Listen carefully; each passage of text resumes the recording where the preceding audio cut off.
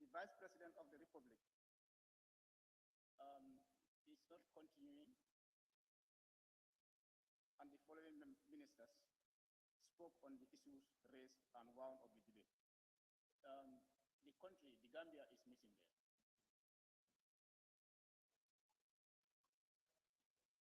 That one is sufficient.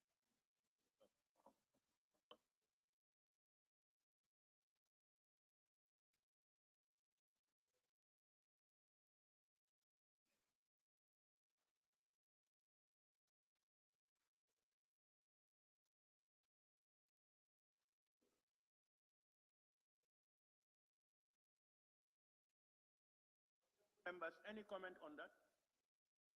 You know, we have this problem of the Republic and the Republic of the Gambia. Yes, Honorable Majority Leader. Yes, I think it's okay in original form. It's okay like that. The Republic is there suffice for the Gambia.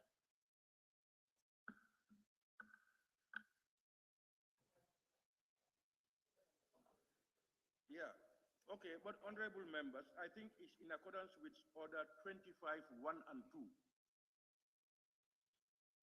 Order 25, 1 and 2. It was Order 25, 1 and 2 that I quoted.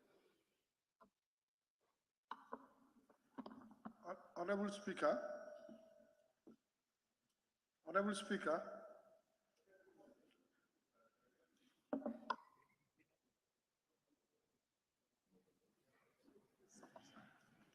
Honorable Member for Brikama South. Honorable Speaker, for consistency purpose, the Honorable Member of Jara Central, if you look at the list of ministers and the Vice President, if you look at the way it is written at the page 6, Honorable Badara Diouf, His Excellency the President of the Republic of the Gambia. So we have to be consistent in our reporting. That place you only stop at the Republic. His Excellency the Vice President, not the President. Republic of the Gambia is there. Okay. So for consistency purpose. Okay, you suggesting that for consistency purpose, when we say Republic of the Gambia. Because where he was coming from, he was observing it was only limited to Republic without the Gambia. So this here, there is the Gambia. So which are we going to follow? Which procedure are we going to follow? I understand you well. Yeah, so I want us to put the Gambia to qualify it. Your suggestion is for there to be consistency. Yes. We are using Republic of the Gambia. Exactly. Other places Republic. Okay. Now to be consistent, you are suggesting that we use Republic of the Gambia. Yes. Yes. Honorable members, I think there is nothing wrong with Republic of the Gambia. To clear all doubts. So where it appears as Republic, we just put Republic of the Gambia. And the table office would know that when they write these things, Republic of the Gambia.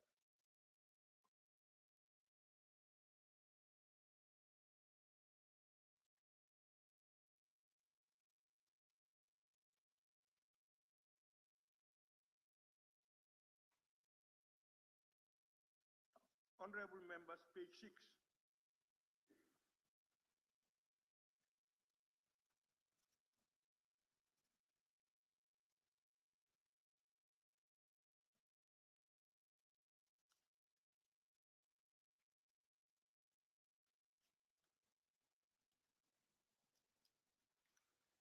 No comments? Yes, become yes. South. Again, if you look at the question put and agreed to, the Assembly do adopt the State of the Nation address of the President of the Republic. So we qualified it with the government.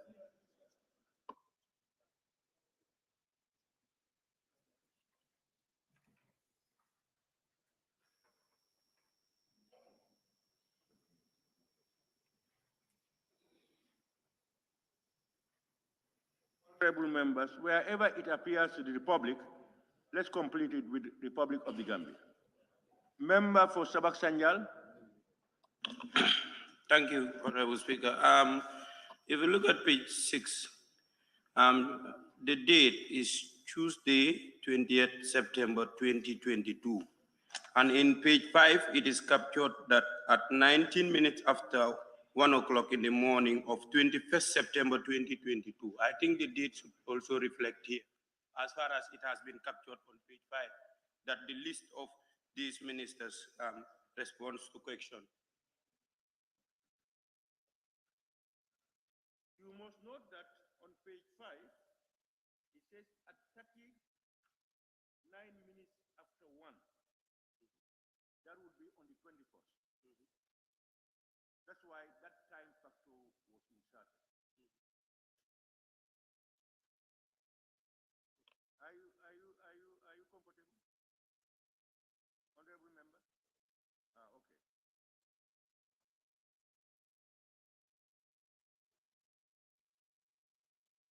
I think his concern was, yeah, his concern is on page 6, where you have Tuesday, 20th of September, 2022. It should be Wednesday, 24th of September. So because these are the ministers that took part for the debate, you are capturing them to reflect the other following day.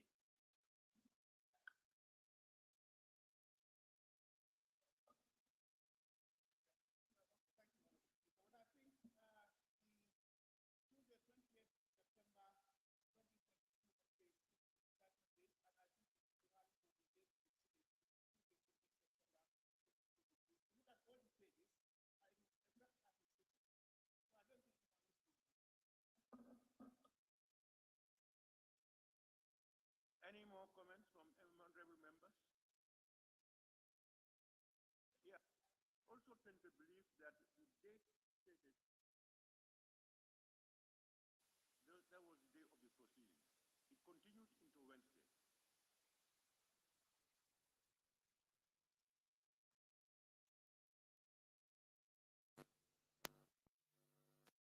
Observations, comments? Record that the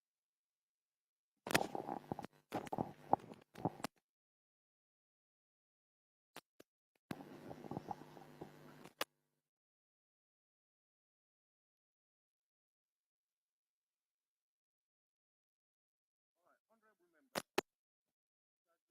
September 2022 be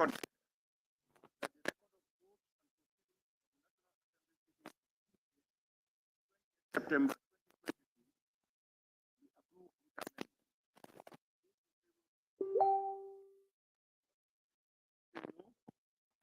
The ayes have it. Thank you very much. Clerk. Corrections for oral answers, standing order 36 and 41 by the Office of the Vice President. Honorable members, as per the order paper and order 41.1 of the standing orders, today is questions for oral answers. Furthermore, as a reminder, order 43 of the standing orders limited supplementary questions to 7 in total. 2 for the honorable member asking the question, and 5 among other members. Therefore, we will proceed with the honorable ministers, starting with His Excellency the Vice President.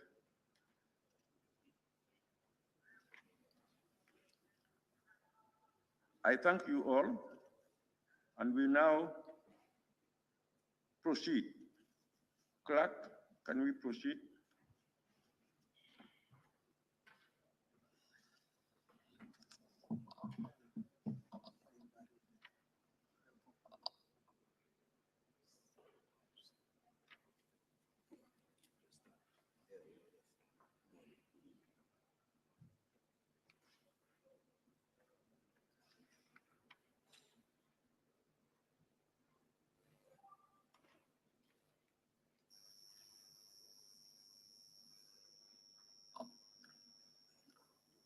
Honorable members, we begin with question number 0114 of 2022. Honorable member for Latrikunda Sabigi. Thank you very much, Honorable Speaker, for giving me the floor. And thank you very much, the Vice President and all the ministers present here. Honorable Speaker, could His Excellency the Vice President informed this August Assembly what disaster mitigation measures the government has put in place for disaster-prone areas, particularly in the swampy corridors of Fajikunda and part of Abuko.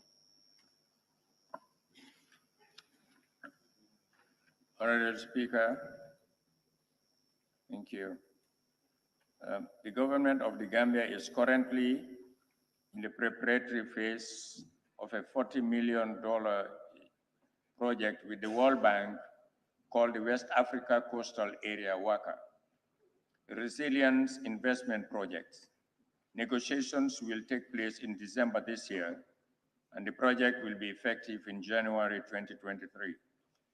This project will construct a comprehensive drainage system along the Kotu stream from Abuko to Kotu to minimize flooding in the Kanifing municipality area and part of the West Coast region.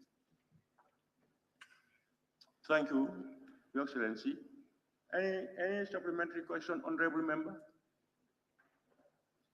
No, I don't have any supplementary question. Okay. Then we go to the next question. Any other member?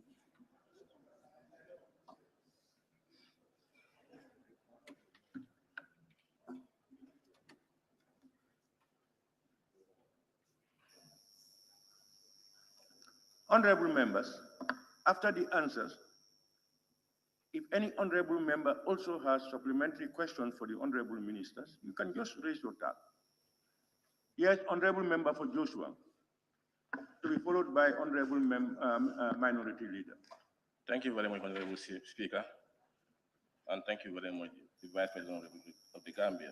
On the same questions, with regards to the Tanbi area, that is Swami area that he raised, I heard you say that it starts from Kotu stream to Abuko, and it's the same streamline that connects from Old Joshua towards the Abuko area.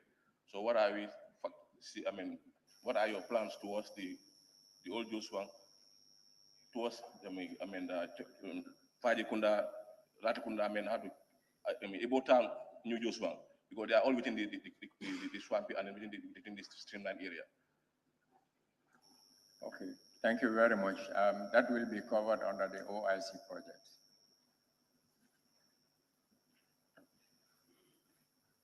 Thank you very much. I now have the honorable member for Bikama North and minority leader. Thank you very much, Honorable Speaker.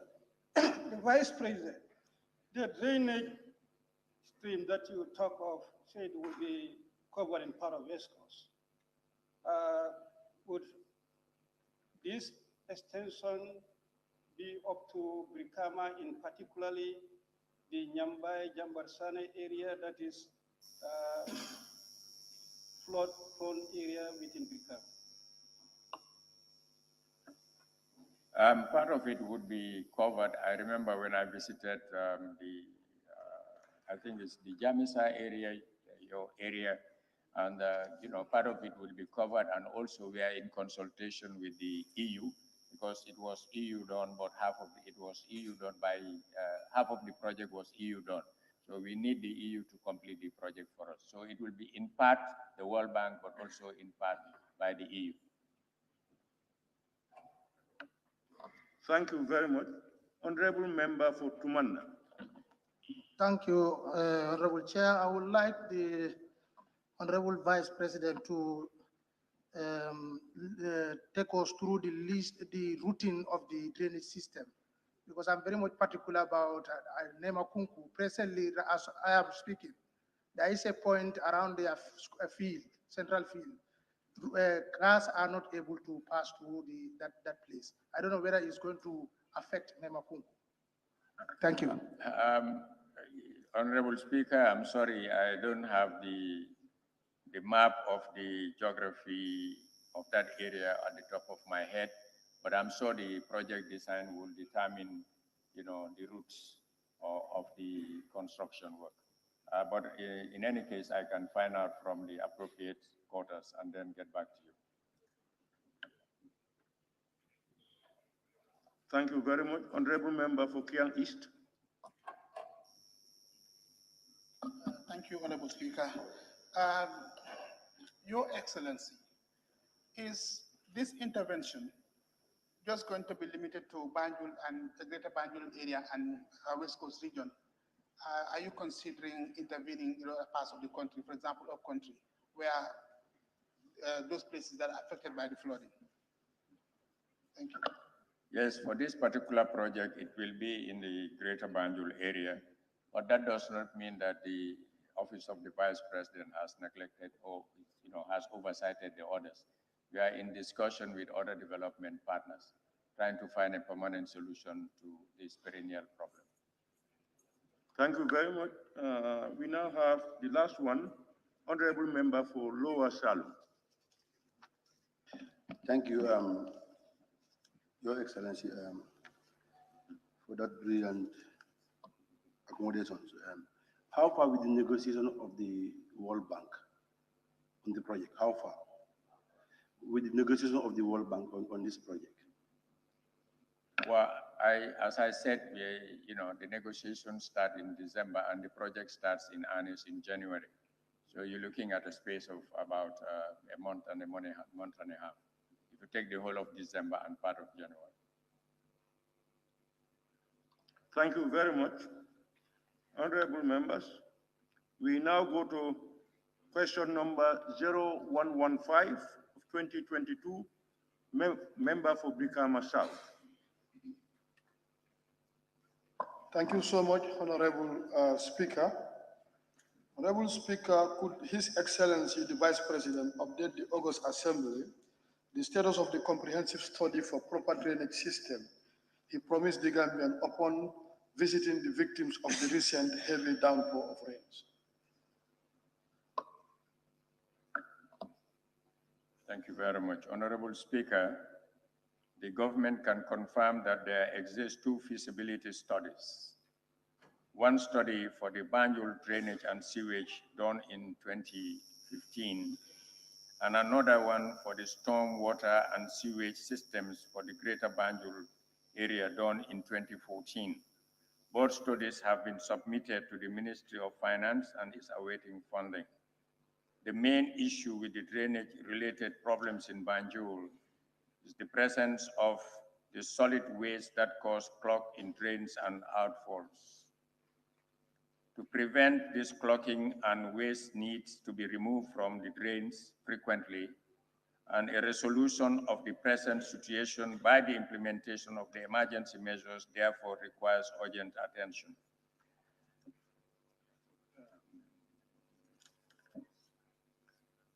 Plans to resolve the issue include extending concrete drains into the polder area and then building a ring channel for conveyance towards the Bond Road polder. Also, it is recommended that the pumping house structure itself be demolished and replaced with a much smaller pumping house. Thank you very much, Honorable Vice President. Honorable Member, no any? Thank you so much. Your Excellency, I don't know to what extent is these studies involving the indigenes with regards to their know-how about the drainage pattern, and especially some areas that are prone to they are prone to flooding with existing reservoirs that exist. Are they consulted during the study? Well, given the timeline of 2014 and 15, I believe that the consultations must have been extensive. But that notwithstanding, just during the last 2 weeks when we had the retreat, we decided to revisit this and say that we'll go back to the drawing board, because this was something like 5, 6 years ago. So we need to update it, and in that update, we will be doing extensive and intensive consultations, not only with the stakeholders, but also with the indigenes in that area who have a knowledge of the geography of that area and the expertise or experience. Member for Brikama South, you have another? Yes, Your Excellency, I don't know whether the issue, because I want to believe that especially in Brikama, most of these problems are a design problem, the way the highways are constructed, covering certain altitude without drainage system. So they are therefore blocking the natural flow of water to the other side, which bounce back and create a lot of. Are you going to reconsider in the design to factor drainage in those highways that are constructed without drainage? That is causing this problem. And probably an iris crossing or or a cold path to allow the flow of the water to go to the other side of the road. Well, certainly when we come to do the design, I'm sure the experts will decide as appropriate after surveying the area, since they are with the experience, the expertise, and the pedigree. Thank you very much, Your Excellency. Any member? Member for Latrikunda Sabiji. Thank you very much, Honorable Speaker, for giving me the floor, and thank you, Vice President, for your attempt on this very important question. I don't know, what we fail to understand, not all the flooding in this country is caused by lack of drainage facilities. I think the country need to adopt to new technologies, what we call groundwater harvesting and rainwater harvesting. I don't know whether you guys have consulted any technicians with regard to that. Thank you very much. Well, as I said, these are international funded projects, and certainly we'll have some consultants, and those people will be updated, I'm sure, in their knowledge as to what is the best way forward when they come to look at the topology of the area and the geography and how it impacts on, disaster, and they will decide as appropriate. Honorable Member for Kiam West. Thank you very much. His Excellency, the Vice President. I want to look at this drainage system around Talindi and Buva Zone down to Latrikunda. If you look at it, if it gets, you get to the end of German Clinic, that's where it stops. So all those refuse and waters and everything that comes from the drainage will flow down to Fajikunda and another. And you find chicks, playing in it during rain, which is also causing another harm, on the kids and the society. I don't know what best is you guys doing to ensure that we have a complete drainage system from down to the road and to the river. Thank you very much.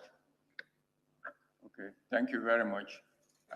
We are aware of these things, and we saw the need to have a permanent solution rather than just having short-term interventions, especially during the rainy season, with food aid, and that's it, and it keeps repeating itself. Hence the retreat that we have, which has, policy segments. One, the strategy in the short term, the strategy in the medium term, and the strategy in the long term. In the medium to the long term, it will be an aerial survey of not only the Greater Banjul area, but the entire country, to map out the respective waterways that are, have been blocked or that could cause, floods or whatever it is.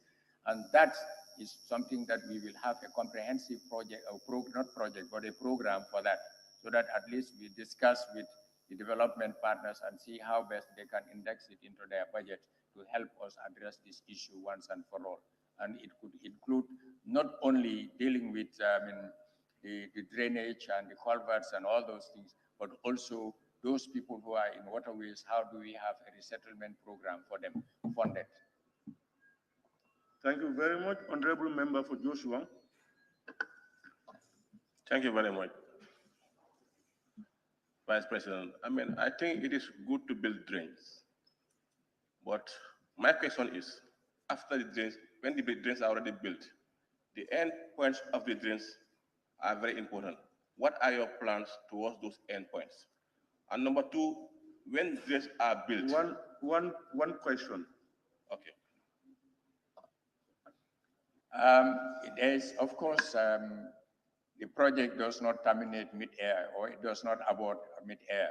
It goes to its logical conclusion, from where it starts to where it ends, where it empties itself. So obviously, we will take care of that.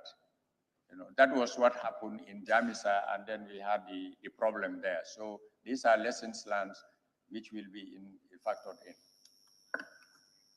And the other thing, Honorable Member for Lower Salu. Thank you, Honorable Vice President.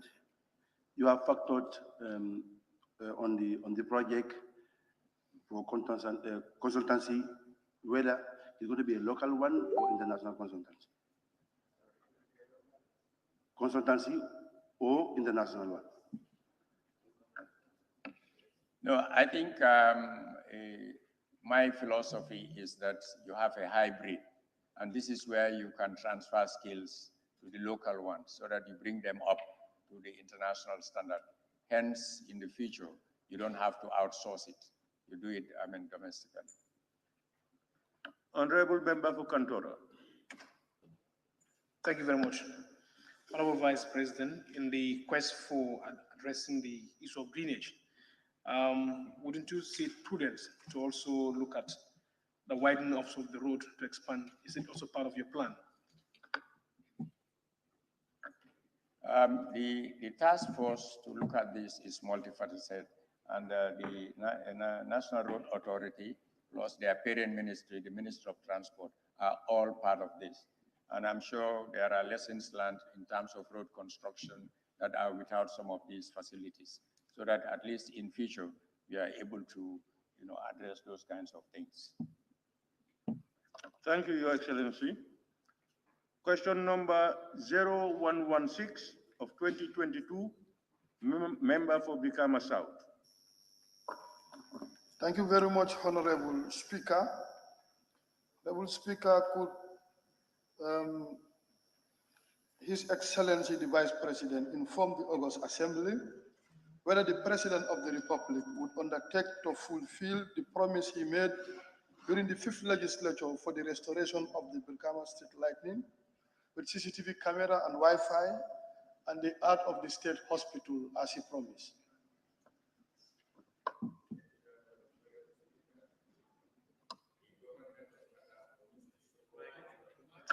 Honorable Speaker, the government of Qatar promised to support the government of the Gambia to build the Brikama Hospital, but the plans were derailed by the COVID-19 pandemic. However, a Qatari mission was recently in country and they expressed interest in funding the said projects. The Qatari project got delayed. Government decided to include the Brikama Hospital in the World Bank funded essential health strengthening project, which is currently being implemented. And there is an allocation of $4 million to build a 200 bed capacity in Brikama. The issues with the land allocation for the hospital with the Ministry of Regional Governments, Lands and Religious Affairs and the community of Brikama need to be sorted out. Regarding the Wi-Fi and the CCTV for Brikama, there was an interested investor that actually started work. However, it turned out that their equipment was not compatible with that of GAMTEL, and so the mission was abandoned. Thank you very much, Honorable Vice President. Honorable Member. Your Excellency, the emphasis here is laid on the restoration of the street lighting. It was his gesture when he wanted to add the Wi-Fi and the CCTV camera. But now we want to forgo about that and let our street lights be restored, especially with that trapezium. And when you come to the issue of the hospital, I vividly remember when the president came to Brikama during the 2018 Meet the People tour. He was hosted in the southern part of Brikama, where we expressed certain major concerns. Notably among them are these two that I highlighted. And he promised with emphasis. He already spoke to the Saudi government initially that they are ready to come and construct the out of the state of hospital for us. So the issue of land was not a major problem. I don't know whether the indigenous of Brikama have been consulted, because I'm constantly in touch with the Council of Elders. If they are ready, I think we should be able to provide the land for this hospital. Well, thank you very much. I think the source of funding has shifted. As I said, the World Bank is now going to do it. But on the ground, my information is that the issue of land is still a problem. And for the street lights, government is committed to providing the street lights. That one is a firm commitment. Your Excellency, I think from 2018 to date, it has been long overdue. And I don't know whether the 6th legislative will also escape without the restoration of the street lighting. So yes, I wanted, if there could be a timeline. Honorable if you member, can give us the timeline when is... Honorable member, post your question. No, I'm posing my question. I want him to understand the build-up. What I'm saying, can you give us the time frame when are we going to get the street light? Two, when you come to the consultation, with regards Honorable to the member, land. you can only put one question at a time. Okay.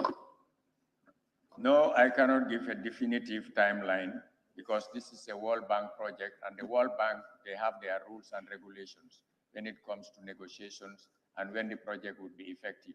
And we don't have a control over that. Any Speaker, supplementary? Honorable Speaker, point of order. Who is that? A member for Woolly East? Speaker, point of order.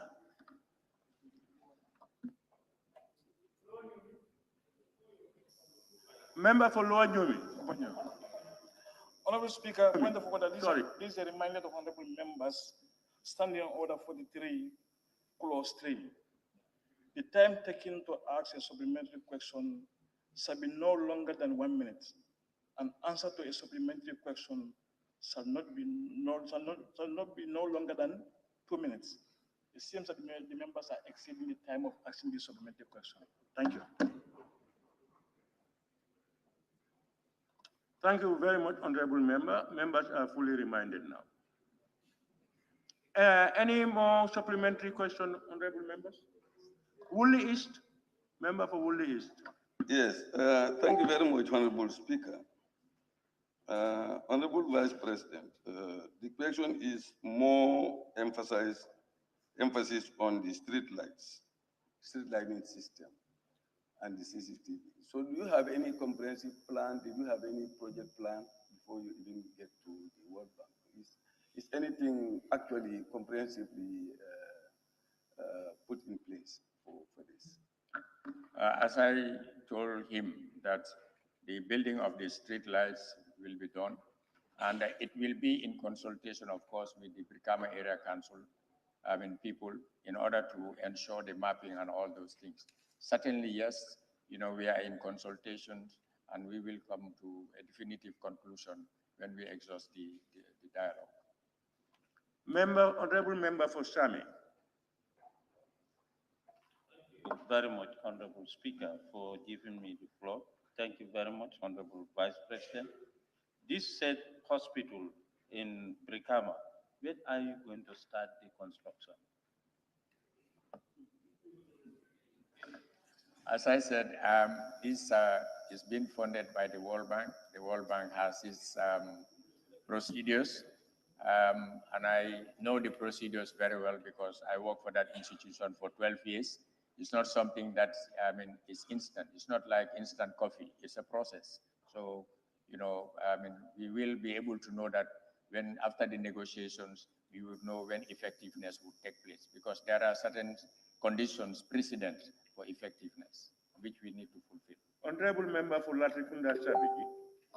Thank you very much, Honorable Speaker, for giving me the floor, and thank you, Vice President, for your answers.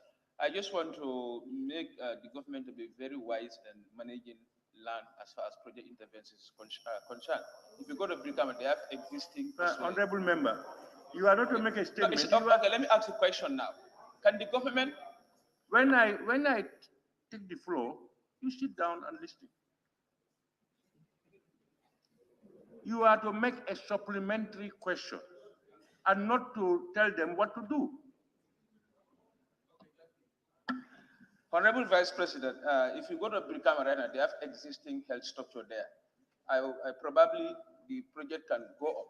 It's not about we go spire sometimes. You can build story buildings to occupy this hospital instead of occupying another big hectares of land.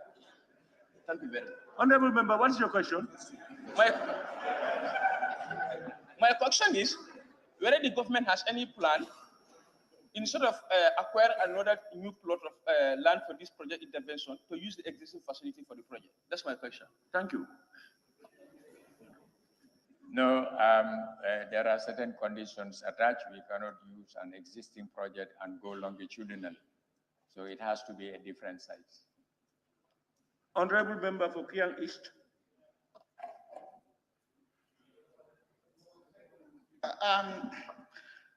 My question pertains to the Wi-Fi for Brikama that the Vice President said was abandoned because of the incompatibility of the equipment of an interested investor and the equipment for Gamtel. Aren't you thinking about outsourcing another investor so that this Wi-Fi project is not left entirely like that? No, it is not on our cards to start engaging another investor for the time being. It might be in the medium to the long-term future, but for now, for the immediate one, no. I mean, the immediate priority is the hospital and the street lights. Honorable member for Brikama North. Pardon? Yeah, you passed it. Okay. Honorable.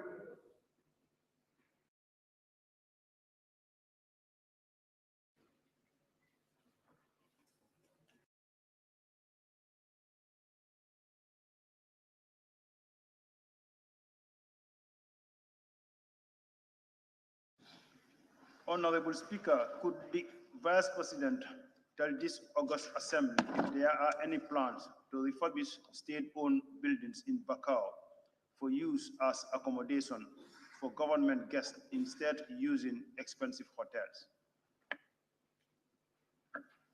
Yes, there are plans to cover the two state house, the one close to the Bakau market and the one where the Vice President used to stay.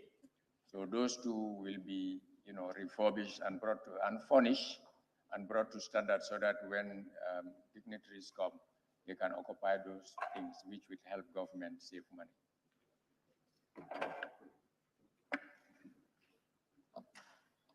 You talk of only two state houses, but there are other government buildings that are not part of the state house.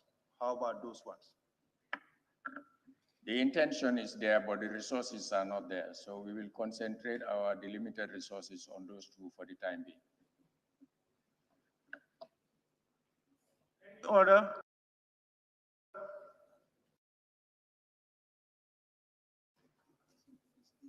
No. Member for Janjambure. Thank you very much, Honorable Speaker. My question is, why is the Vice President not occupying the said state house at Bakau? That's not a supplementary question. But it emerged from his response, please. That is not a supplementary question. But it emerged from his answer. Honorable member, sit down, please.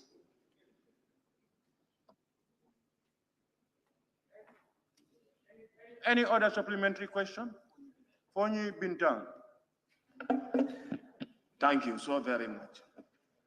Vice President, is there any plan for you to generate fund? Because you say there is no fund. What are the plans that you have put in place to generate fund? As I asked, thank you. The government is in the process of redoing the National Development Plan, and it will be indexed into that in terms relative to resource mobilization when we have the roundtables and the other kinds of consultations to attract funds. Honorable member for Opanyomi. Honorable Speaker, I withdraw. Thank you very much. Question number 0118 of 2022, member for Fonyi Kansala. Thank you very much, Honorable Speaker. Honorable Speaker, could His Excellency, the President, the Vice President inform this August Assembly when would the President commission an investigation into the financial activities of Minister of Health and Works, Transport and Infrastructure in relation to the expenditure of COVID-19 funds and the Banjul Rehabilitation Project? Thank you. Honorable Speaker, both the COVID-19 funds and the Banjul Road project were audited. Audit queries were raised and recommendations made. The audit recommendations are being currently implemented by government, so there is no need for the President to commission an investigation.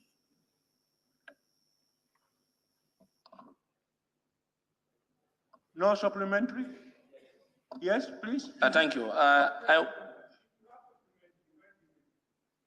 When the Vice President answers your question, you can just rise up and then ask your supplementary question. Thank you. Honorable Vice President, can you help us the total revenue of the COVID-19 funds generated so far? That is substantive, I'm not hearing it.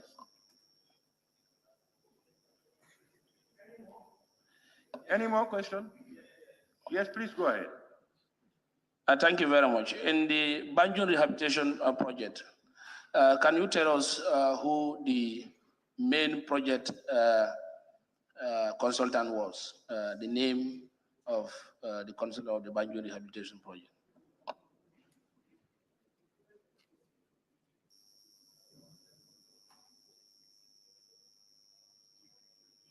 I haven't heard this question.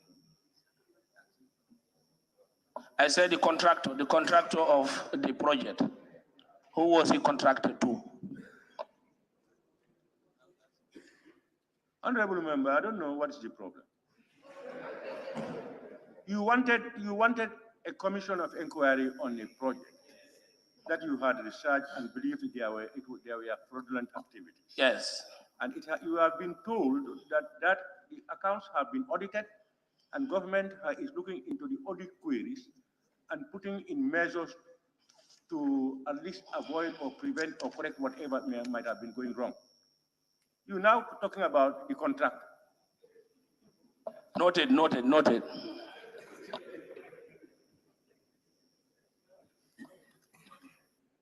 We have member for Latrikunda Sabeji.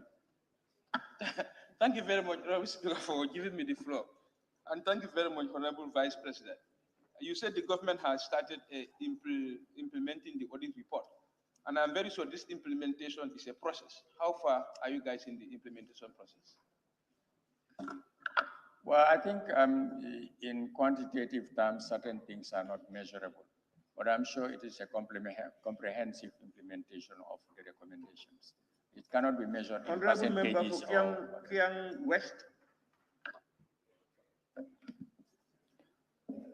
His Excellency the Vice President, I would like to know if there are still funds that the government is spending on COVID-19, because the Honorable Minister rightly stated that COVID-19 is still with us and they are receiving cases and people are affected with it. Thank you very much. It's a substantive question. If you want, you can put a question for that and it will be answered. Honorable Member for Talinding, come on.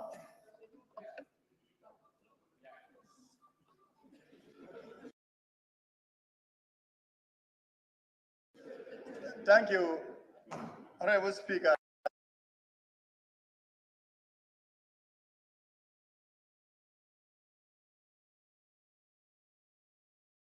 Because the contractor did mention that even the president did not see the contractor. Point of order. Can we hear the point of order? I withdraw. Honorable Speaker, point of order, please. Honorable Speaker, point of order. Kantora, member yes. for Kantora? Yeah, just to make some clarity here, raising a point of order for the 3(1). Supplementary questions may be put for the purpose.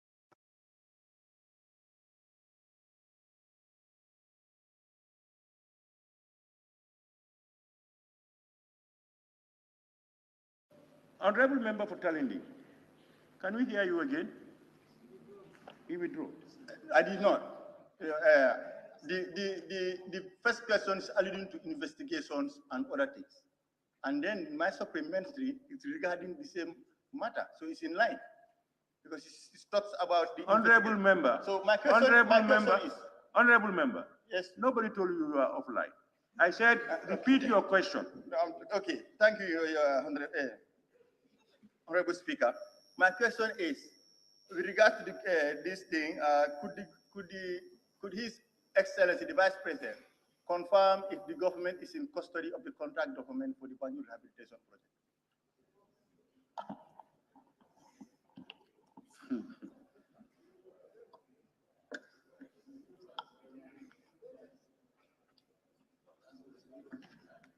Honorable member, you are just told that the accounts have been audited.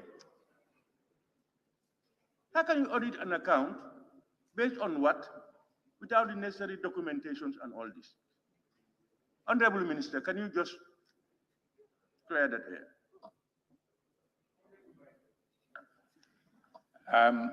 I think the contract was awarded by the government. So it is just obvious that the government would be in custody of the contractual document because it is, a contract between the government and whoever the contractor is. So that is, as Fibonacci said, in plain sight. Indeed. Honorable member Point of order, Honorable Speaker. Point of order. Point of order. Can you hear the point of order, please? When we start our assembly business, we always skip a very important point, that is administration of oaths. I think this event is so important that we have to ministers are giving us their answers. Can you quote the relevant standing order? 14, paragraph A. The business at each sitting shall be transacted in the following order. Administration of oaths. We jump that and we do communication from the chair. We also did communication from the, okay, that's not there. We also went up to correction and approval of record of votes and procedures. Honorable member, you skip this important Honorable point. member, sit down, please. When I take the floor, sit down. You missed everything up.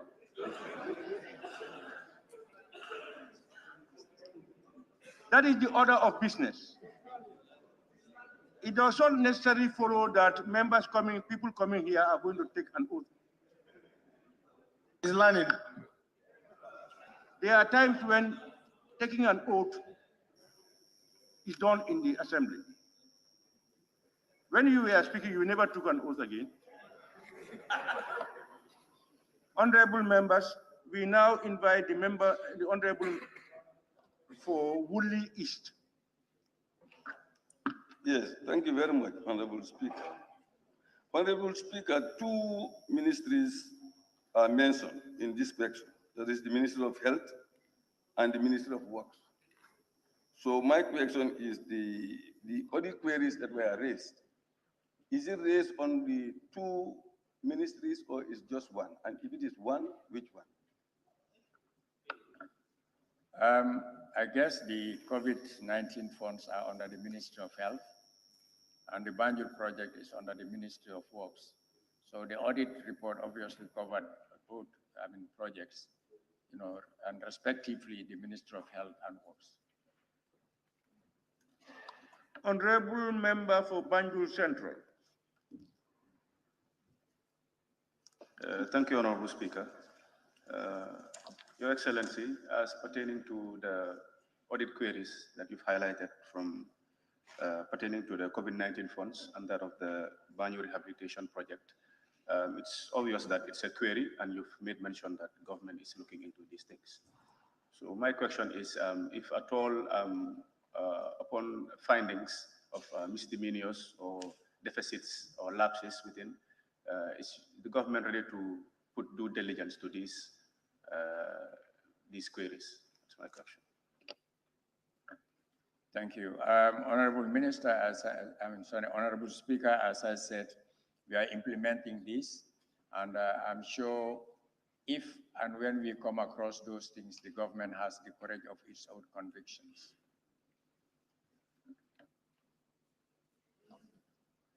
Honorable members, we now move to question number 0119 of 2022, member for Upper Shalom. Thank you. Thank you, Honorable Speaker. Honorable Speaker, the government of the Gambia pays millions of dollars on rental properties on a yearly basis. Could the Vice President tell this August Assembly if there are plans to use unoccupied government properties in the Greater Banjul area to cut down expenditure on rent?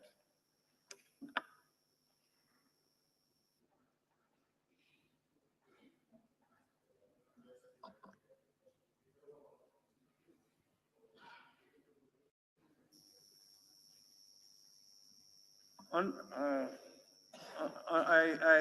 tend to believe that the Vice President may not see the answer, because even on our records, question number 0119 of 2022 is missing on the sheet where answers are provided. It is only stated on the documents of your questions. So it will seem as that question, if the Vice could not find it, it means something must have happened, and we will have to take note, and then we pose the question again. Honorable Speaker. Events. Honorable Speaker. Yes. Yes, Upper Salum.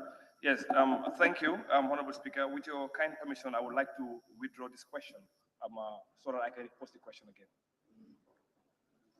Thank you very much, because the question is in fact similar to the previous question as regards government properties. That was specific to Bakau. Thank you very much.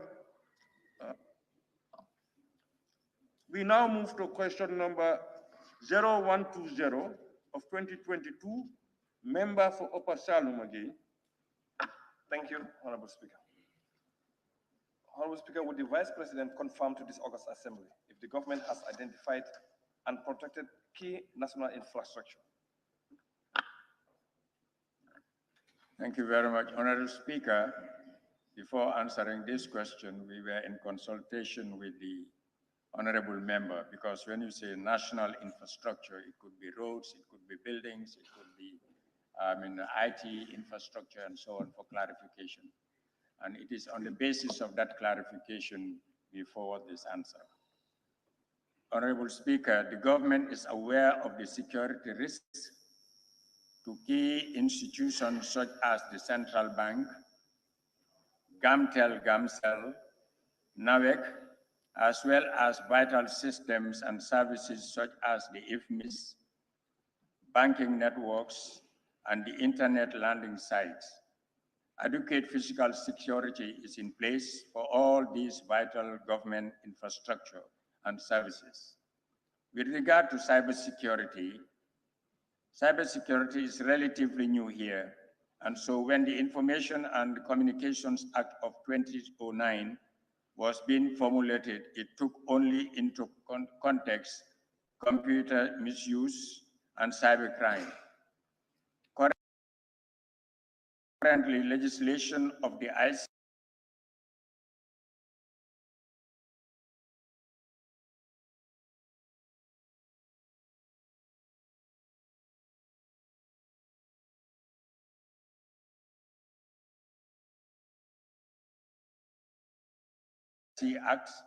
has provision to combat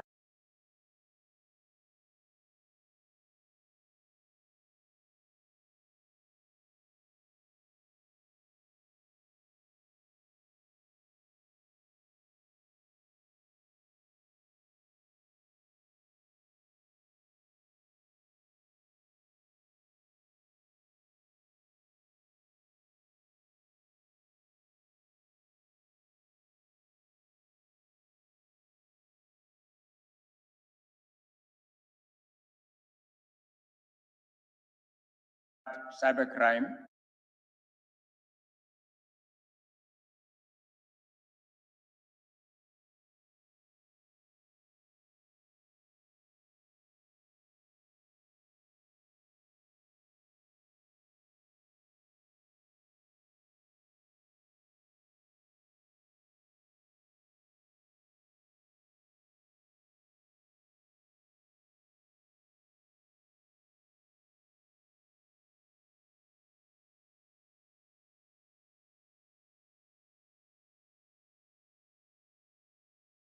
as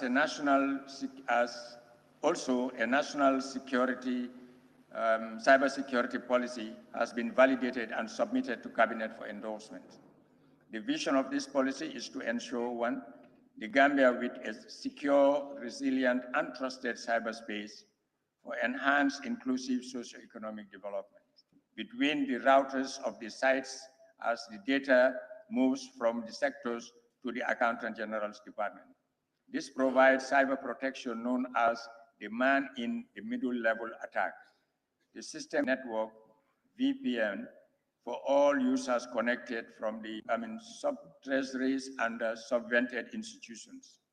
This service is provided by a firewall that is positioned between the internet and the IFMIS network.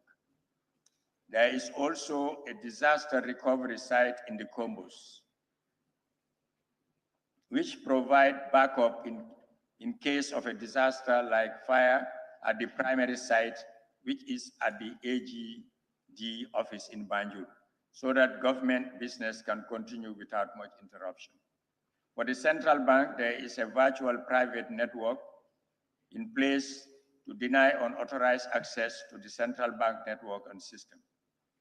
Additional networks diagnosis tools, such as SolarWinds, together with the firewalls, are deployed to protect the system. Cognizant of the rise and sophistication of attacks, the bank has embarked on the modernization of its ICT infrastructure, which includes enhanced cybersecurity service tailored to monitor, detect, and prevent cybercrimes. This enables the bank to take quick and efficient measures to handle incidents efficiently and build additional resilience into the ICT infrastructure.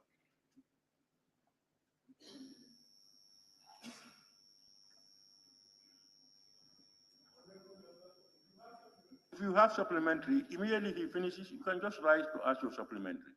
If you sit down, it denotes that you don't have supplementary and we move to the others. Thank you, Honorable Speaker. And thank you, Vice President, for that in-depth answer to the question. And that's exactly what I was looking for. Now, would you consider creating a policy that would also help you to guide and identify such infrastructure, not only in the government side, but also in the private sector? Because the two actually can form a very formidable force in terms of infrastructure that will make this country to work. Thank you. Thank you very much. Well, the logic of interest dictates that we do that. We consider that and factor it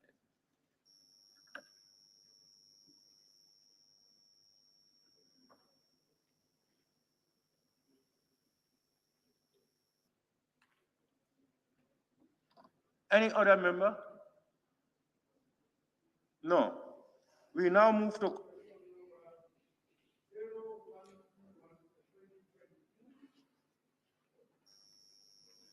question number 0121 of 2022. Same member for Lower Salm. This I have Lower Salm. Yes, thank you, Honorable Speaker, for giving me the floor. Honorable Speaker, could His Excellency the Vice President tell this August Assembly about the efforts of the National Disaster Management Agency on the recent flood? Thank you, Honorable Speaker. When the floods happened, the President of the Republic of the Gambia and the Vice President visited communities and engaged with affected population. The Vice President convened an emergency meeting that set out the following actions, and he continues to give strategic guidance to the NDMA and the partners engaged in the response effort.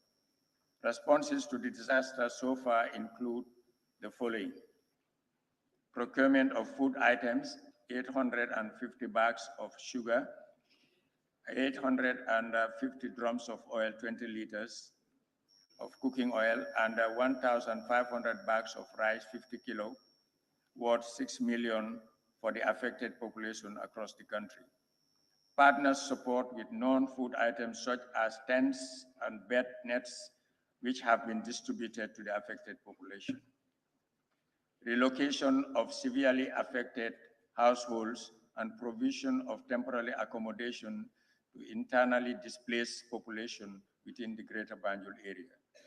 Provision of various household items such as mattresses, fans, nets to the victims. Provision of medical support to the internally displaced population.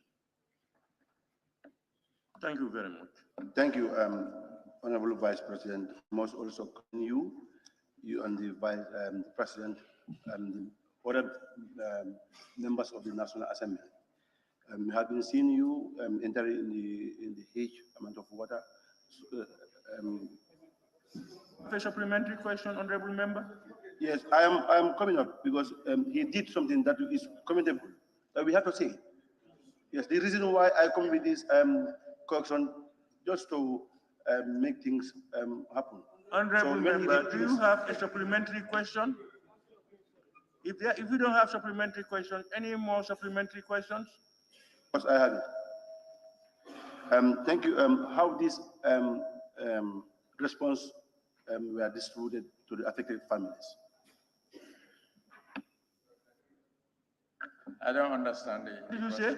You list an amount of items, rice, gallons, mattresses. How are they distributed to the affected families? Thank you very much. Some of them were direct distribution. Others were sent to the regional governors' offices for distribution. Yes, Honorable Vice President. In Lower Salem, there are affected families who doesn't. Yes, in my constituency, there are people who are affected, and there was no response to those people or those affected victims. I will check with the appropriate authorities why that was not done, and if it was not done, I'll ensure that it is done. Honorable Member for Bundum. Thank you very much, Honorable Speaker. Thank you very much, His Excellency Vice President, for coming up with a permanent solution as far as flood is concerned. Notwithstanding, I want you to inform the August body the temporal solution on flood, because right now the permanent solution is coming. But what I want to, whether there is any contingency in place so that before the completion or the implementation of the project, whether there is any contingency that can mitigate flood. Thank you. Well, thank you very much. We dealt with the ones that happened the past few weeks, and we hope and pray that we don't have something like that. But in case, it will follow a similar pattern, for the time being, until we put our acts in order and deal with them comprehensively. Honorable Member for Fonyi Kansala. Thank you very much, Vice President. What causes always the delay response from the NDMA side in terms of disasters? Well, thank you very much. I don't consider it delayed. You must have a rational step. Something cannot happen and you just jump into it without knowing the head and the tail. So one, they need to assess the impacts of the disaster. Secondly, who are the target groups? And thirdly, determine what type of aid that would come. And that takes time. It's not just like you do it now and you act now, and it will be irresponsible for any institution to act like that. It must take a rational step in order to do the proper assessment and then know what the needs are and how to address them, and then take the appropriate measures to address them. Honorable Member for Fonyi Jarol. Thank you, Honorable Chair. Thank you, Honorable Minister. I just want to find out whether there is any emergency fund either created or kept by the director or the minister for immediate response to emergency situations, as there is always a delay in response. Honorable Member, the delay to the response is just, even if there is, he said they have to do a lot of logistical and other these things, investigations, find out before they can act. I'm not asking where there is an emergency fund, because if there is no emergency fund, I don't think they'll be able to respond on time. Honorable Speaker, the answer is yes. Honorable Member for Banjul North. Thank you very much, Honorable Speaker. Your Excellency, I just want you to update us on, is there any plan in terms of supporting the affected families during the recent flash flood in Banjul that are currently at the Friendship Hostel? Because I was told that they were asked to vacate the place before Friday. Thank you.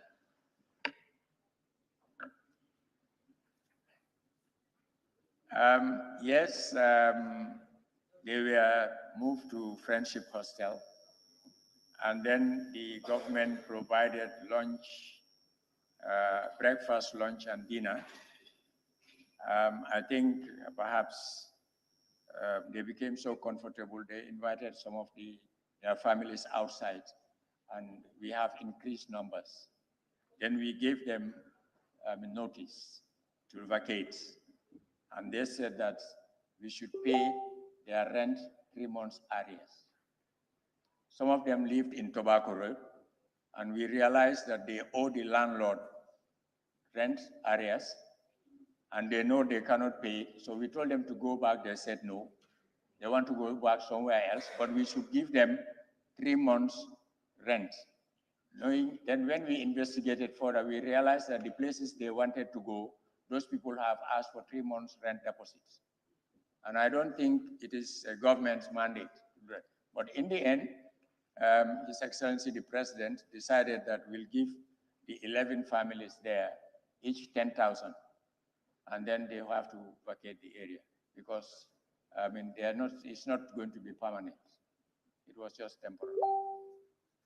Honorable Member for Upper Fuladu West. Yes, thank you so much, Honorable Speaker. My supplementary question that I want to ask the Vice President, do the government of the day have any plan to relocate those inhabitants who are living within the flood areas?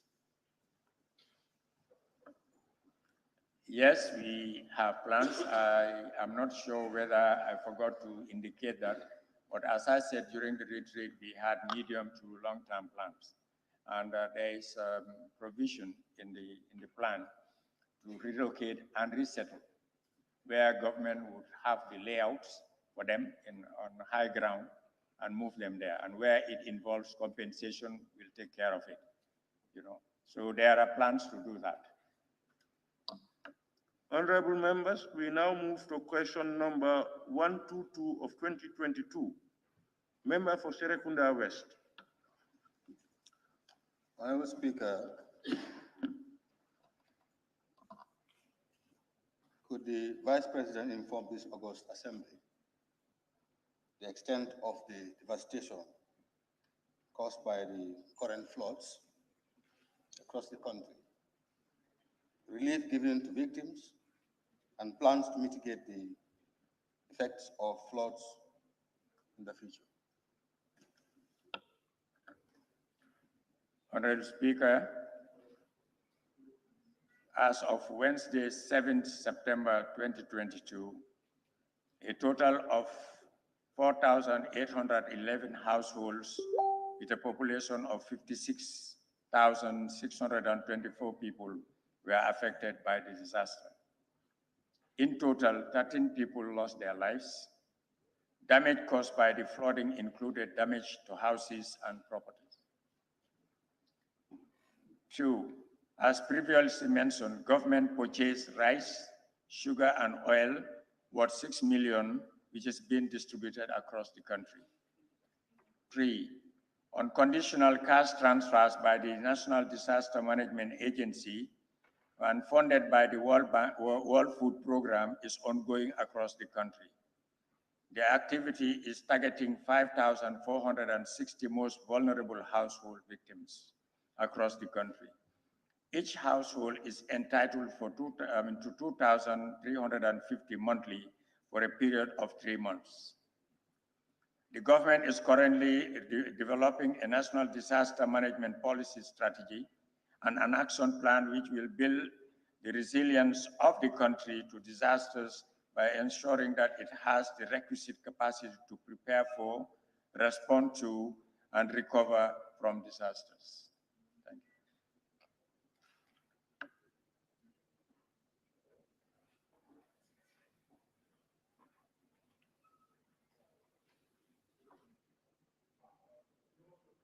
From the honorable member.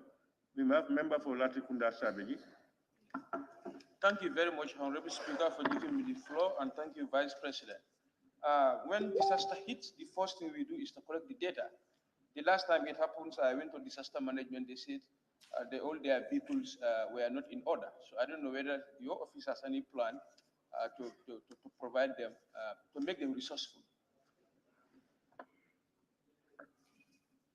That did not come to my notice, and certainly I went round with them the first, very day that these things happened, and that they responded, but without telling me that they have some logistical issues. But if they do, I expect the managing director to come to the office, and we see how best we can address that. Honorable Chair, may I observe, please? Who is saying observation? Yes, Honorable Member for Lower Salon. Lower Salon? Yes. Yeah, you want to observe what? Yes, the same questions which I raised and the same question with the member for Serekunda, and the same answer that the vice is giving. I'm not hearing you. What I'm saying here is, my questions to the vice president about this flood is the same the member for Serekunda also asked, and it's the same response that the vice also is giving. Why not we go for another question? Honorable member for Joshua? No, it's the same question.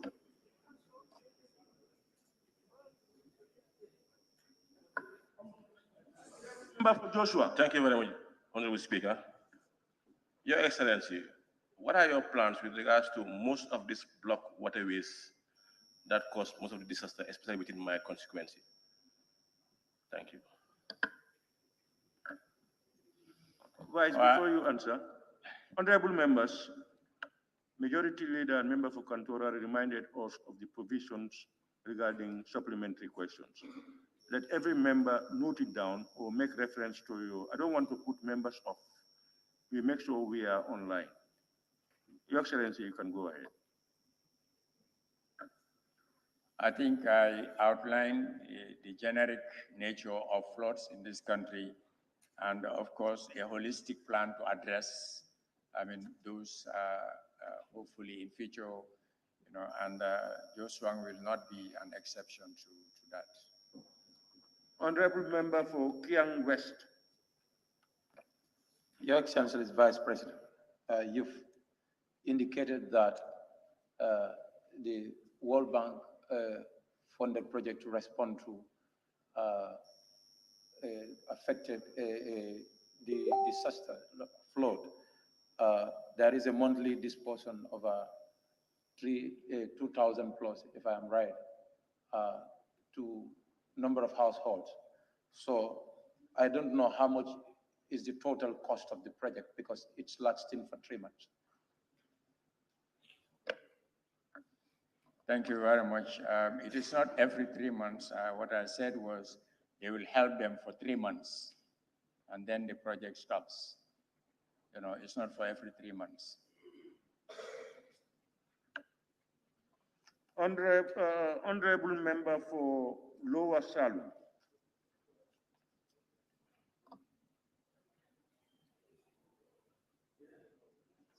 Honorable Member for Tumanna. Thank you very much, Honorable Chair. I want to ask if the government of the Gambia have any plan to partner with the NAMS through NDMA on the issues of disaster, as these victims are looking directly to us. Yes. Thank you.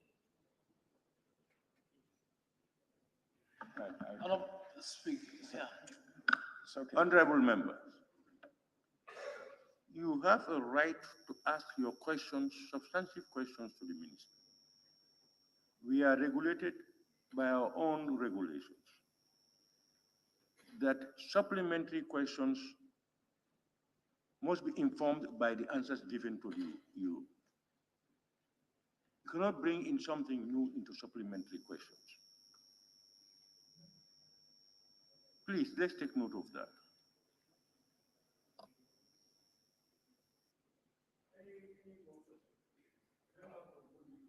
Member for Woolley East. Thank you very much, Honorable Speaker. Honorable Speaker, could the Honorable Vice President please explain to us what method is utilized to determine the compensation given to a victim? If a victim, one victim has a cement block house, line house,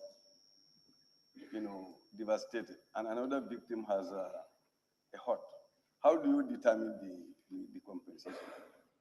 For example, because I hear you're giving 10,000 to each. Are they of the same? Well, I mean, I think you, in a way, answered the question because there's differential disaster. One is mud block, and the other one is, cement block, and so on. So obviously, there'll be differential response. It cannot be on the same playing field. That will not be social justice.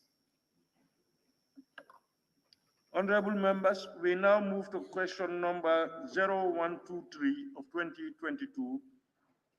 Give the floor to the Honorable Member for Sabak Sanjal. Thank you, Honorable Speaker, for giving me the floor. Honorable Speaker, could His Excellency, the Vice President, inform this August Assembly of Government's strategic plan to minimize the high unemployment rate? Thank you. Thank you. Honorable Speaker, the government has formulated a new national employment policy and an action plan 2022 to 2026.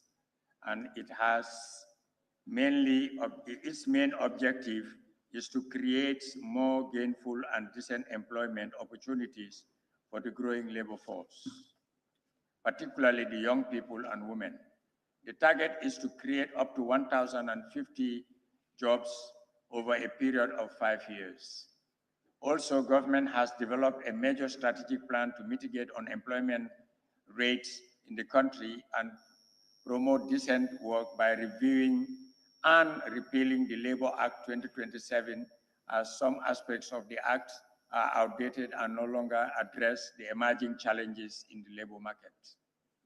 In addition, a new Labor Bill 2020, which aims to provide for the administration, recruitment, and hiring of labor, protection of wages, and registration of employers' organizations, trade unions, and other matters connected therein is in place. Under the new bill, the scope and the implementation of the expatriate quota system has been strengthened, and businesses will no longer be able to employ foreign workers except where such expertise does not exist in the Gambia. Thank you. Thank you, Honorable Speaker, and thank you, Vice President, for that answer. I think you've answered my question. I don't have any supplementary question. Thank you very much. Any member for Nyani? Thank you very much, Speaker, for giving me the floor. Honorable Speaker, could the Vice President, His Excellency, inform this August Assembly on what plans do the government have in restoring the GPMB rice processing factory in Kuntawu so as to promote employment opportunity for the youth around that area? What's happening?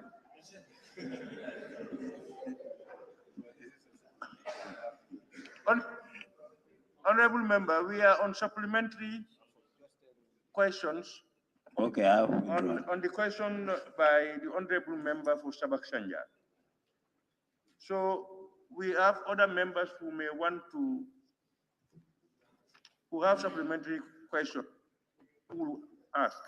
We have member for Fonyi Bintang. Thank you so very much, Honorable Speaker. Thank you, the Vice President. The Vice President, you spoke of policies and strategies, and the member is asking for implementation. How soon do you want to implement these things? Sorry, observation, point of observation. Implement what thing? Observation, Honorable Speaker. Wait, you are observing, wait. No, because you are misquoting me. I did not ask for implementation. Okay. I said government's strategic plan to minimize the high unemployment rate, not implementation, please. Thank you. My honorable member, you never asked the question. If you want to ask your question, you can ask your supplementary. Don't attribute it to somebody. The questioner himself said he's satisfied with the answer. Who are you to say no, he's not satisfied?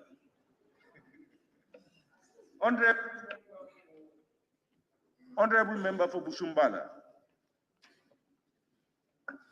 Thank you very much, Honorable Speaker, and thank you very much, the Vice President, for appearing before us. My question will be, you did make mention of the minimum wage being captured in the new Labor Act. Can we have an idea or enlighten us about how much are we talking about here? Thank you. I think it would be the labor bill that will come before you, and then you will have to confirm that given the proposal therein. Honorable member for Kantora. Thank you very much, Honorable Speaker, for giving me the floor, and thank you, Excellency, for providing these answers. You did mention in your utterances or response that you will be providing 1,050 jobs. Would this job availability be cross-cutting across all regions, or is it concentrated on Greater Banjul area? Honorable member, is it 1,050 or 150,000?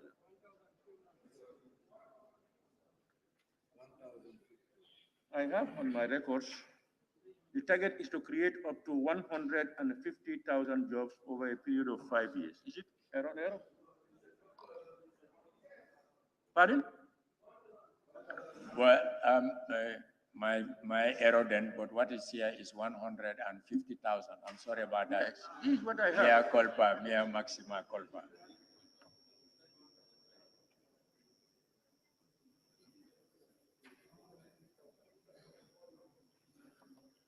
We now have member for Banjul Central. Question. Yes. Yeah, it's respond to my question. Yeah, thank you. Of course, it will be across the country, not only one region. Thank you, Member for Banjul Central. Yes, thank you, Honorable Speaker. Your Excellency, with regards to the government strategic plan, which is really welcome in minimizing the high unemployment rate, is there within the strategic plan a special cater for those that have been repatriated from the Western countries, namely the backway people? Obviously, it is an all-inclusive strategy, so they will not be left out. Honorable members, question number 0124 of 2022. Member for Sabak Sanjal. Thank you, Honorable Speaker, once again for giving me the floor.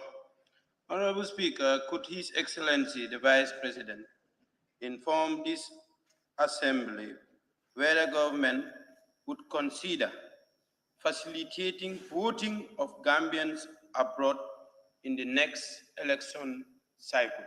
Thank you. Thank you very much, Honorable Speaker.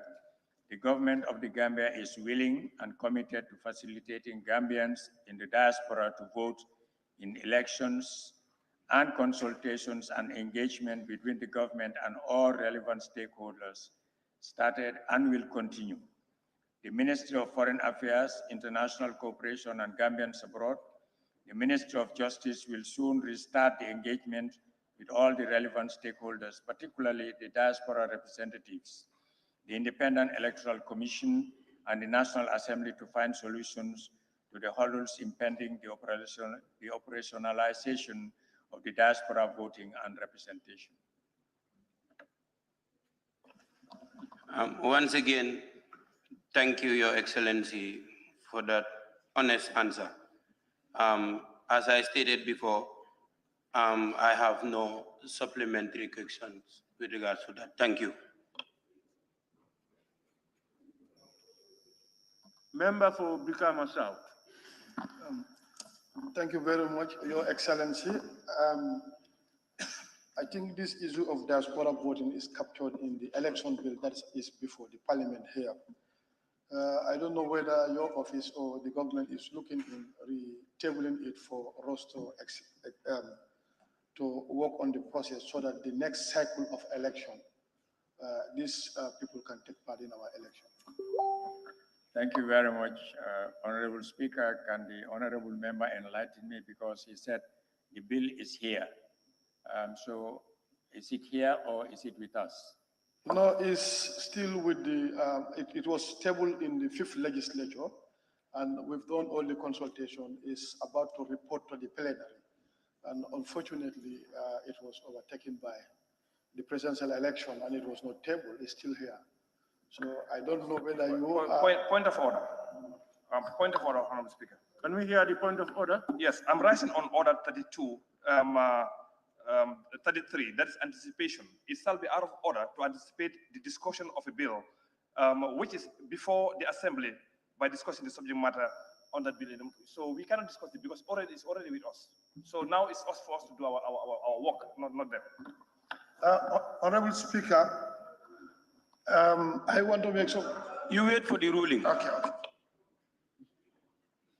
A bill with the assembly cannot be here for discussion. Have you heard that? If the bill is with the assembly, you don't ask others about the bill.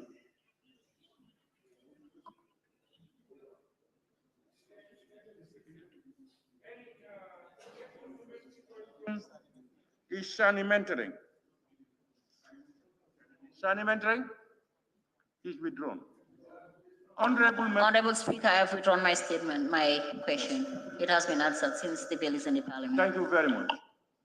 Honorable members, we've come to the end of the questions for His Excellency the Vice President. Your Excellency the Vice President, thank you very much for ably answering questions. Thank you very much. Members. We will now invite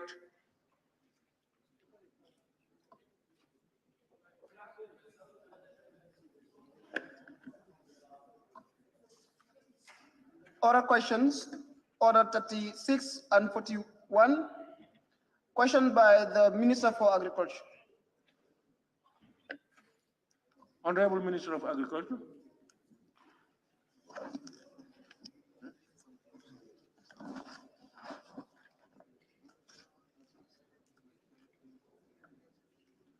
Yeah, but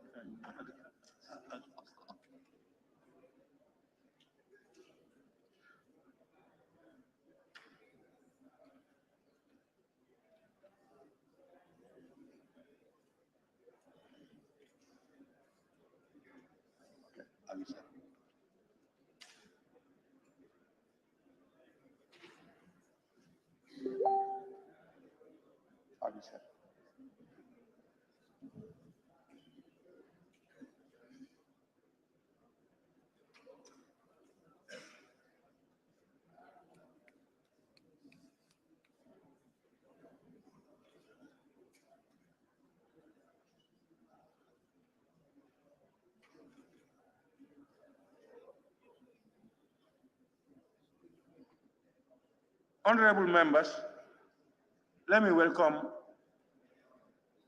the Honorable Minister for Agriculture.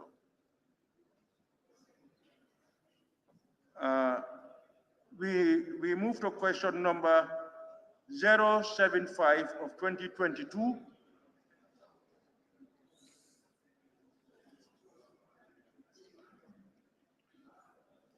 Thank you, Honorable Speaker. By the Honorable Member for Kiang Central. Kiang Central. Thank you, Mr. Speaker. Thank you, Honorable Minister. Mr. Speaker, vegetable gardening contribute immensely to the socio-economic development of a number of women within Kiang Centrals. Sorry, may I please start again? Thank you, Mr. Speaker. Vegetable gardening contribute immensely to the socio-economic development of a good number of women within the Kiang Central constituency. Currently, they are faced with numerous constraints, such as lack of water, market, poor road networks, and animal intrusions due to improper fencings. Could the Honorable Minister for Agriculture tell these August gatherings what plan his ministry has towards addressing these constraints continuously faced by these women gardeners in Kiang Central? Thank you. Thank you, Honorable Speaker, and thank you to all the honorable members in the House. Thanks to His Excellency, the Vice President and Cabinet colleagues, and thank you to both the Minority and Majority Leader and our Chief Whip.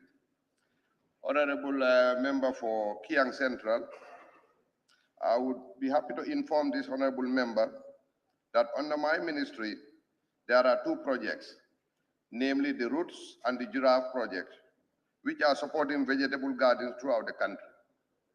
As we speak, the Roots project, which is a demand-driven project, is currently receiving requests for assistance from vegetable gardeners, of which villages in the LRR are of the request. Under the Giraffe project, a massive sensitization was conducted throughout the country, and currently, a reconnaissance survey to determine the suitability of sites in terms of soil meant for vegetable production is ongoing. However, in Kiang Central itself, Sibito, which is a village located in your constituency, is a beneficiary of one of the gardens from one of the projects as we spoke earlier. Thank you. Thank you.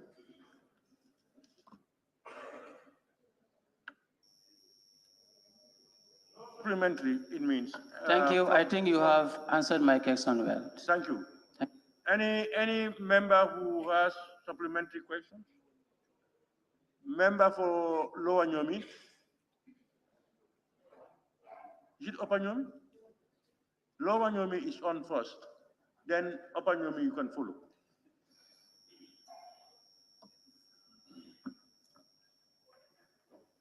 Honorable Speaker, I want to ask the Honorable Minister relating the same question. The same question is affecting my constituency. Is these projects only... Honorable Member, the question relates to Kiang Central. The answer is specific, the question is specific to Kiang Central. It's not a generalized question. Thank you. And the response?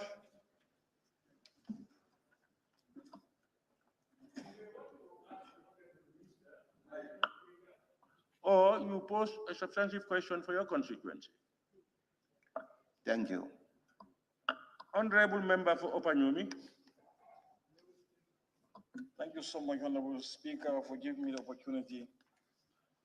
Our Minister, sites have been identified, and in this particular constituency, Sibito, excuse me. But like we were told that by the regional director of agriculture at LRR, that when they did their survey and site selection, the villages they listed and submitted to the project coordinating unit, they come up with their own special list, and even the list they have provided for them, those villages were not found. Were you aware? Thank you very much, Honorable Speaker, and thank you, Honorable for Upper Nyomi. What I am aware of is there's a list of 40 gardens, 20 youth-led and 20 women-led, and the list is with us. And I mentioned specifically Sibito because the question did ask for Sibito, and I made sure that I ensured that Sibito was captured. However, the sites that were identified have not changed as far as we know, and they remain so. There are 20 sites for women-led and 20 sites for youth-led. Honorable Member for Sani Mentre. Thank you very much, Honorable Speaker, for giving me the floor. Honorable Speaker, I want to ask the Honorable Minister if there are any measures put in place to allocate cold stores for women for their products in order for them to enjoy the benefit of the gardening. And then also, if there is any possibility that they can also create the international markets for them for some of their products. Thank you. Just one. Combine this combination. Thank you. Thank you very much, Honorable Speaker, and thank you for Member for Sane Mentrek.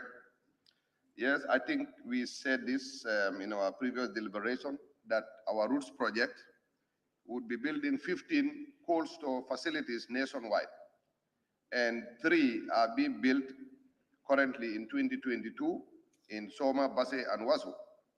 So the 15 will be nationwide, and that is going to help mitigate post-harvest loss, especially for the women gardeners. And that aside, we also mentioned about the construction of 2 agrology centers.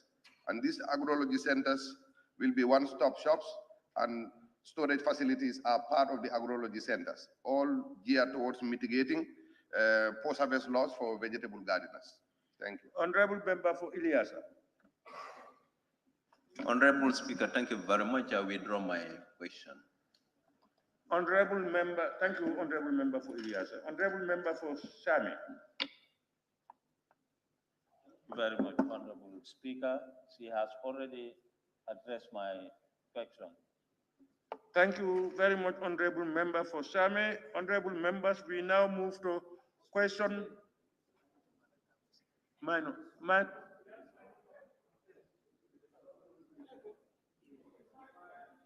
Minority Leader, you can come up. Thank you very much, Honorable Speaker. Honorable Minister, the numerous constraints faced by the women vegetable gardeners in Kiang West includes the poor road networks. Since Sibito village are beneficiaries of the garden, do you have any plan in place to consider addressing the issue of the road network in Sibito? Thank you very much, Honorable Speaker, and thank you, Minority Leader. In our deliberation, I think we explained that in the Giraffe project, we have 200 kilometers of feeder road. And this feeder road is going to be implemented through the National Road Authority. And the purpose for the 200-kilometer feeder road is to create access for both the fields and the market. And Kiang is no exception. Thank you. Thank you very much, Honorable Minister and Honorable Member for Bikama North. Honorable members, we now move to question number 076 of 2022, posed by the Honorable Member for Foni Berefet. Thank you, Honorable Speaker. Honorable Speaker, would the Honorable Minister of Agriculture consider providing agricultural garden to the community of Besse Village in Foni Berefet constituency to help augment their livelihood, especially the women? Thank you very much, Honorable Speaker, and thank you, Honorable for Foni Berefet. Honorable Speaker, may I inform the Honorable Member for Foni Berefet that in my ministry, there are 2 projects I said earlier, providing supporting vegetable production based on demand-driven. I therefore advise my Honorable Member for Foni Berefet to link with my Regional Director and the Roots Project Director in West Coast Region for further information and collection of forms. However, I will also be happy to inform my Honorable Member for Foni Berefet that the women garden in Bullock and the women garden in Berefet that currently exist are part of those that are supposed to be upgraded by the Roots Project. they are part of the former NEMA garden to be upgraded by the Roots project. Thank you. Honorable Minister, since the Roots project is a continuation of NEMA project, I want to know whether the Root project will continue to construct the road of block going to their garden. The road is too rough. Block Kaponga. Thank you. Thank you very much, Honorable. So access to fields, you are from Foni Berefet and you are aware of the construction of a feeder road that is from Somita going all the way to Sidjak inside. I cannot be specific about feeder road being constructed for that specific village you asked for. However, feeder roads are part of the project to be implemented by NRA, and I cannot give specific villages that are going to benefit from the feeder road. However, in Foni Berefet, Somita is a beneficiary, and I'm sure you have seen the road construction has already started. Thank you. Thank you. Any supplementary questions, honorable members? Foni Bondali. Thank you, Honorable Speaker, and thank you, Honorable Minister of Agriculture. Honorable, does this include the disabled in Foni Council? Sorry for it, Foni Berefet. Can we hear your question again? I mean, does this program also benefit or includes the disabled? Which program? The gardening? Gardening, yeah. Women's gardening in the Roots program. Minister of Agriculture consider providing agriculture garden to the community of Besef in Foni Berefet constituency to help their livelihood, especially the women. So I mean, does this include the disabled in that area? Answer is yes. Okay. Any other? Our programs are non-discriminatory, and every activity of either the Ministry of Government of the Ministry of Agriculture or the government of the Gambia cannot discriminate based on ability or disability. So our program includes every individual, every Gambian or a resident of the Gambia. Honorable Member for Sandu. Thank you, Honorable Speaker. Earlier on this year, I accompanied the Honorable Minister of Agriculture on a tour in Yuara, where among the projects we visited a site under construction, that is a cold store in Yuara for the women group there. Can the Honorable Minister inform this August gathering whether the project is wholly funded by Roots project? Honorable Member, that's one substantive question. The project is on the Roots. And we are not talking about Roots project. Yeah. Look at the question itself. Okay. What is the next one? Okay, thank you. All right. I withdraw. Honorable Member for Foni.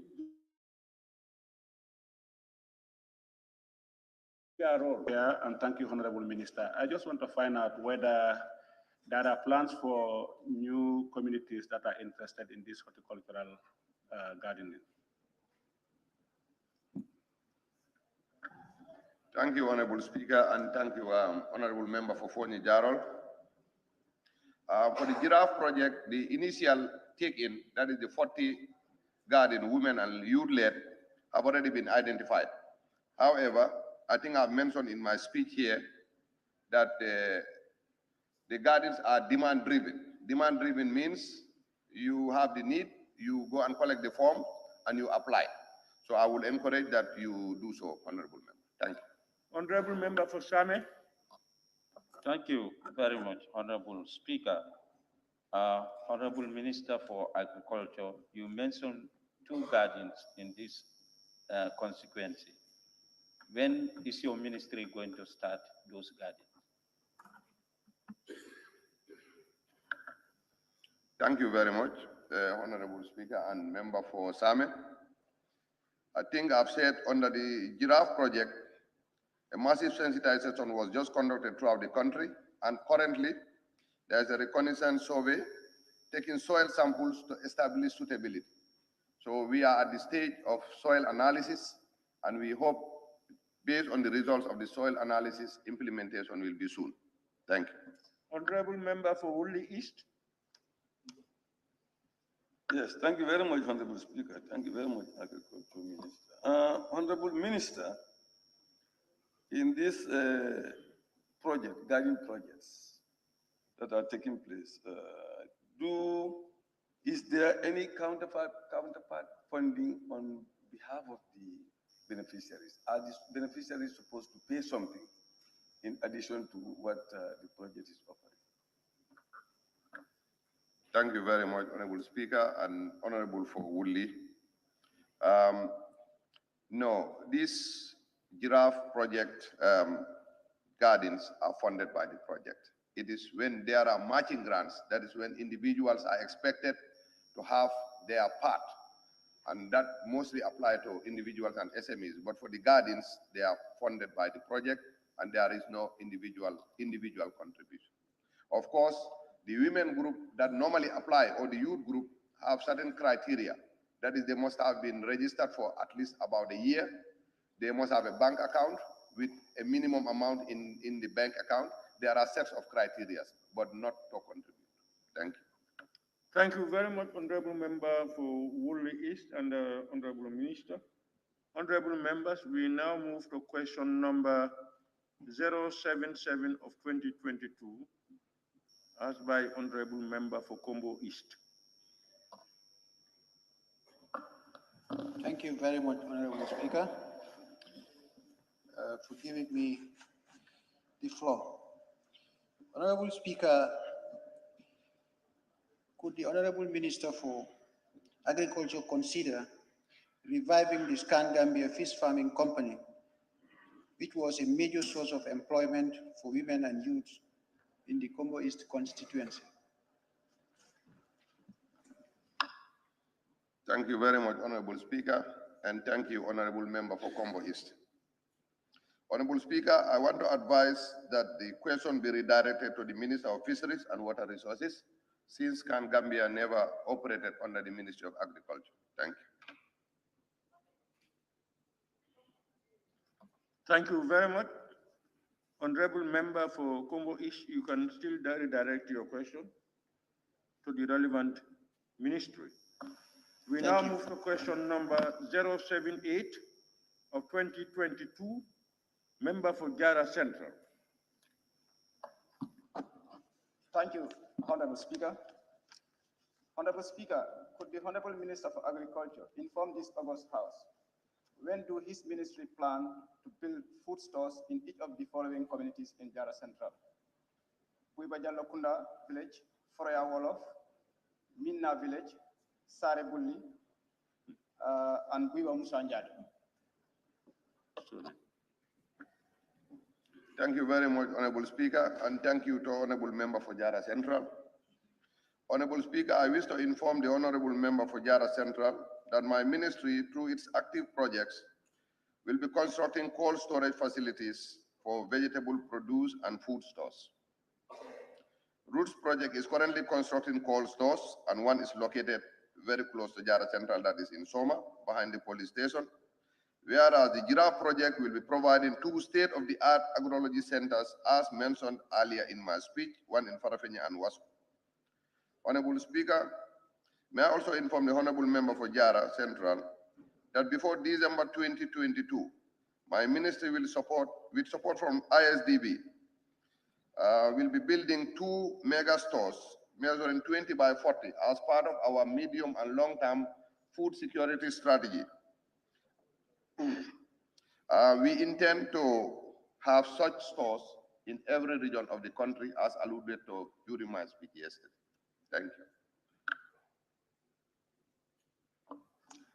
Thank you, Honorable Speaker. Thank you, Honorable Minister. To be more specific, Honorable Minister, what I mean here is that the local food stores that we used to call mangasin.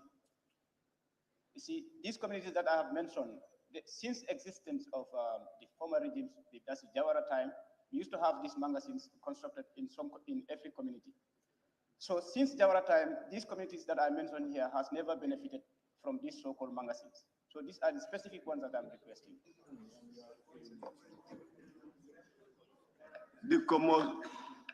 Thank you very much, Honorable, for Jara Central. We are aware of your concern. The storage facilities I mentioned are the ones we are doing now. The Ministry of Agriculture, just like any other ministry, cannot do everything at the same time. We are aware of the need, and we will have it in the back of our mind. There is a need for your community, and the ministry will be operating on an as-needed basis and as resources available. But we recognize the need, and thank you so much. Honorable, the questioner, honorable member for Gar. Huh? No, it's okay. You are okay. Yeah. Honorable members, I now invite the honorable member for Tumanna. Thank you very much, Honorable Chair, Honorable Speaker. I want to know if the vegetable garden project, the vegetable food stores are going to constituency, because we have a line of villages that are concentrated heavily on vegetable production, from Damfakunda all the way to Tinkinjo to Sanundi. That belt is a heavily vegetable production area. So, and we have a problem when we get to Basse, so for them to sell their produce. Honorable member, yeah, I just reminded ourselves that let's not ask substantive questions to the honorable minister. Okay, thank you. Then questions must be related to the principal question or to the answers given. Member for Lower Salum. Thank you, Honorable Minister. In your submissions, you mentioned the route is building cold stores in your submission, right? Are you aware that these cold stores, there is a percentage that these women gardeners paid, 20%. In the average, is over 500,000 plus that they should pay. Thank you very much, Honorable Speaker, and thank you to Honorable Member for Lower Salum. Yes, I was in Jarasoma at the laying of the stone for the cold store in Soma. Yes, the beneficiaries, that is the women group that qualify. Normally they go through a very competitive process. And the women group that qualifies to own the store and will be operating it on a commercial basis do pay certain amount as part of their ownership, as part of the process. And yes, it is 20% for, but that doesn't mean they have to pay a cash value of 20%. They just have to pay something equivalent of 20%, be it land, be of equity, be of whatever. But it must be 20% of the overall cost of the cold storage project. And yes, you are right. That is the 20% that the women are expected to contribute, because they'll operate it by themselves. It will be their own, and it will be on a commercial basis. Individuals who will be storing facilities there will be expected to pay a token for at least to be able to keep the facility running. Thank you. Honorable Member for Woodley East. Yes, thank you very much, Honorable Speaker. Honorable Speaker, my question is whether the ministry has actually made a survey to identify communities that are in dire need of these seed stores. I could remember we providing something to agriculture to build some seed stores, but they could not build all. So the process continues. Do you continue to make a survey to identify this? Because there are a lot of these seed stores need in my constituency. Thank you. Thank you very much, Honorable Speaker, and thank you, Member for Woodley East.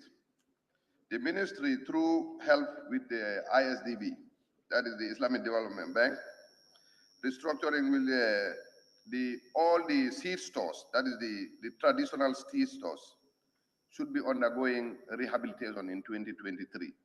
And the ministry has made need assessment of seed stores, and I'm sure the committee that went to URR have seen us, one of the projects building seed stores and dry floors in URR and CRR. So there has been a need assessment of seed stores throughout the country, and the current seed stores, the old-fashioned, like Honorable mentioned, magazine, will undergo rehabilitation in 2023. Thank you. Honorable Member for Bikama South. Thank you, Honorable Speaker. Honorable Minister, with regards to the 20% payment of the cold store, are you aware of the one in Soma, the value of the land that has been provided? So it's more than 200,000. So the remaining 300,000 has been mobilized by the women themselves. Are you aware of that? Thank you, Honorable Speaker, and thank you, Honorable for Brikama South. Yes, I am aware. Thank you.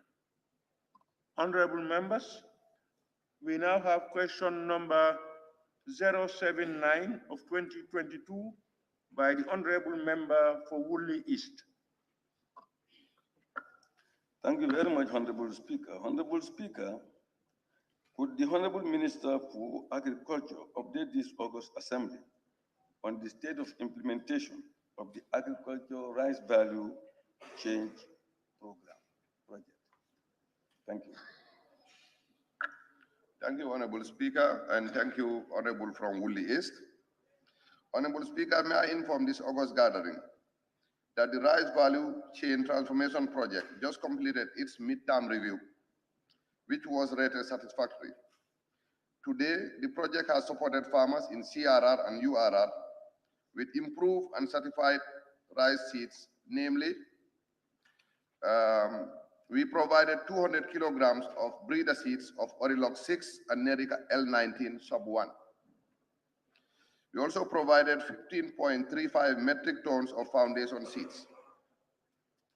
The Orilog 6 and the Nerica L19 sub 1 was facilitated by this project. This variety is of high yield and also has ability to resist flood conditions. The project also provided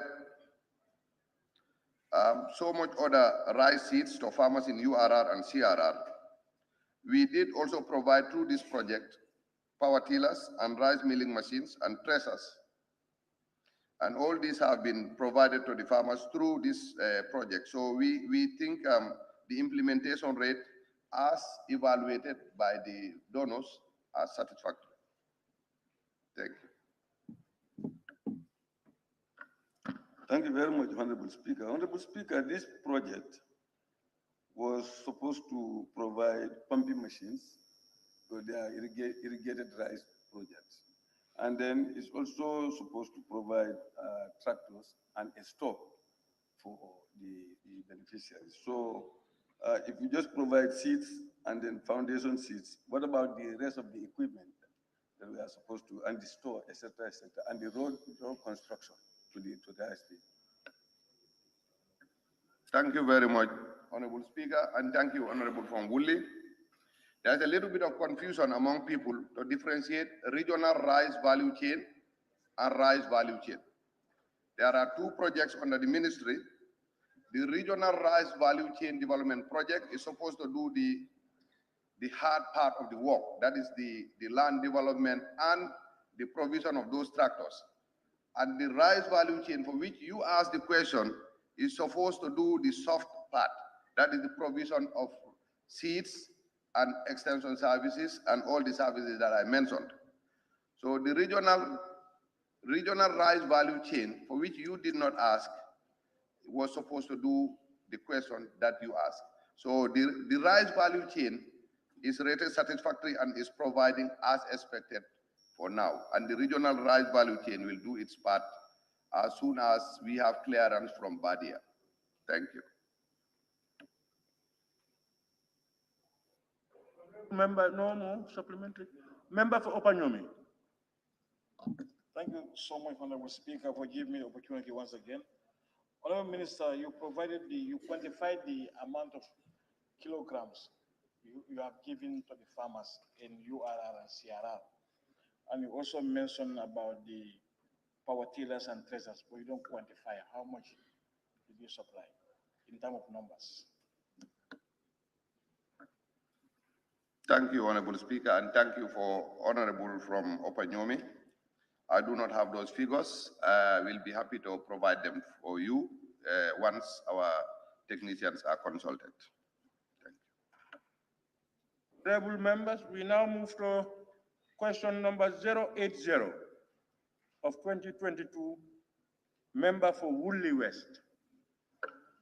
Thank you very much, Honorable Speaker. Could the Honorable Minister of Agriculture inform this August Assembly of any intervention program to maximize crop production for farmers, ensure household food security, and achieve SDG goals 2 and 12 respectively? Thank you very much, Honorable Speaker, and thank you, Honorable from Woolly West. Honorable Speaker, I am happy to inform this August Assembly that in 2021-2022 production season, the Ministry of Agriculture, in collaboration with the department, through Agri-Engineering Unit, distributed about 525 sets of small farm implements, like eco-seeders, sign hose, to smallholder farmers across the country to boost their yield. Furthermore, the Department of Agriculture, in collaboration with the Giraffe Project, distributed 50 tons of improved maize seeds and about 200 tons of certified rice seeds to smallholder farmers as another intervention program initiated by the Ministry of Agriculture. This is all geared towards attaining food and nutrition security and, by extension, income security. However, the issue of climate change is a serious concern that is hurting agriculture in its attainment of food and nutrition security. Thank you.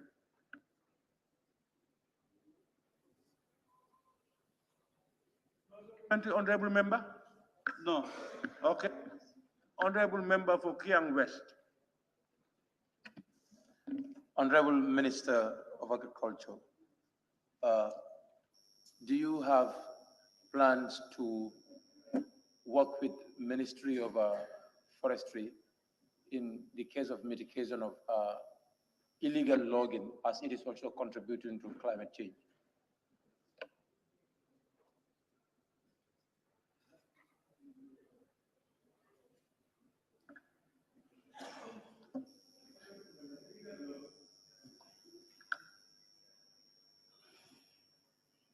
When the question actually is interventions program to maximize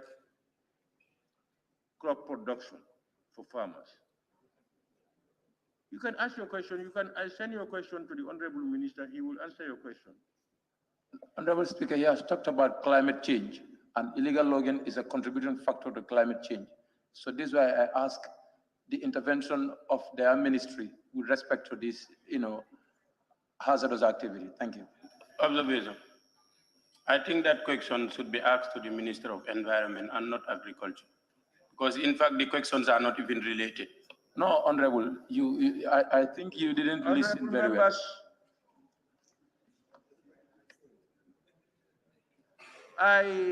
You are relating your question to an answer given by the Honorable Minister. And the Honorable Minister talked about logging and climate change. I'm asking, Honorable Member. What's the question? You said your question is informed by the answer given by the Honorable Minister. Exactly. Which relates to climate change and logging that he talked about. Exactly. Huh? Yeah. I am not aware of that. Probably I was talking. No, what I asked was the questionnaire of the question asked about the realization of the STDs 2 and 12. And in his deliberation, he has also talked about the steps they are taking to combat climate change and issues that can, hinder the realization of these things. So I'm asking the question to say illegal logging, which is the indiscriminate cutting down of trees, is also contributing to climate change. And what is his ministry doing to ensure that, we combat that? That's what I'm asking. Probably the mentioning of it, but is that question relevant to the Honorable Minister on climate change? Observation, Speaker. Honorable member, I want to hear you, honorable member. Observation. Of course it does. Let me hear the honorable member who posed the question. My question is. What is your question? I said. Yes. Is your question relevant to the honorable minister or to the ministry responsible for climate change?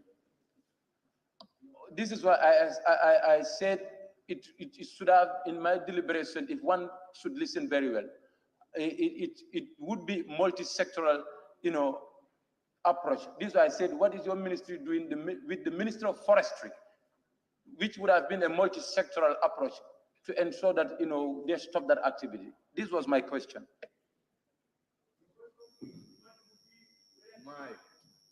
Whether he is.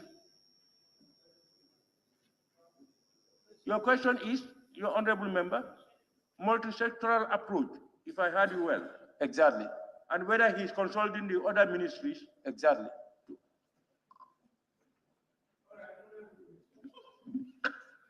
Thank you very much, Honorable Speaker, and thank you, Honorable from Kiang West. The Ministry of Agriculture is aware of the fact that indiscriminate cutting of trees will have a major impact in our climate resilience, and it will also have an impact in food security because there's a lot of food source in our wild forest. However, of recent, the Ministry of Agriculture, in collaboration with the Ministry of Forestry, had a joint workshop where we talked about agroforestry. So I'm happy to inform you that we are aware of the connection between keeping our forest and our progress in agriculture. Thank you very much.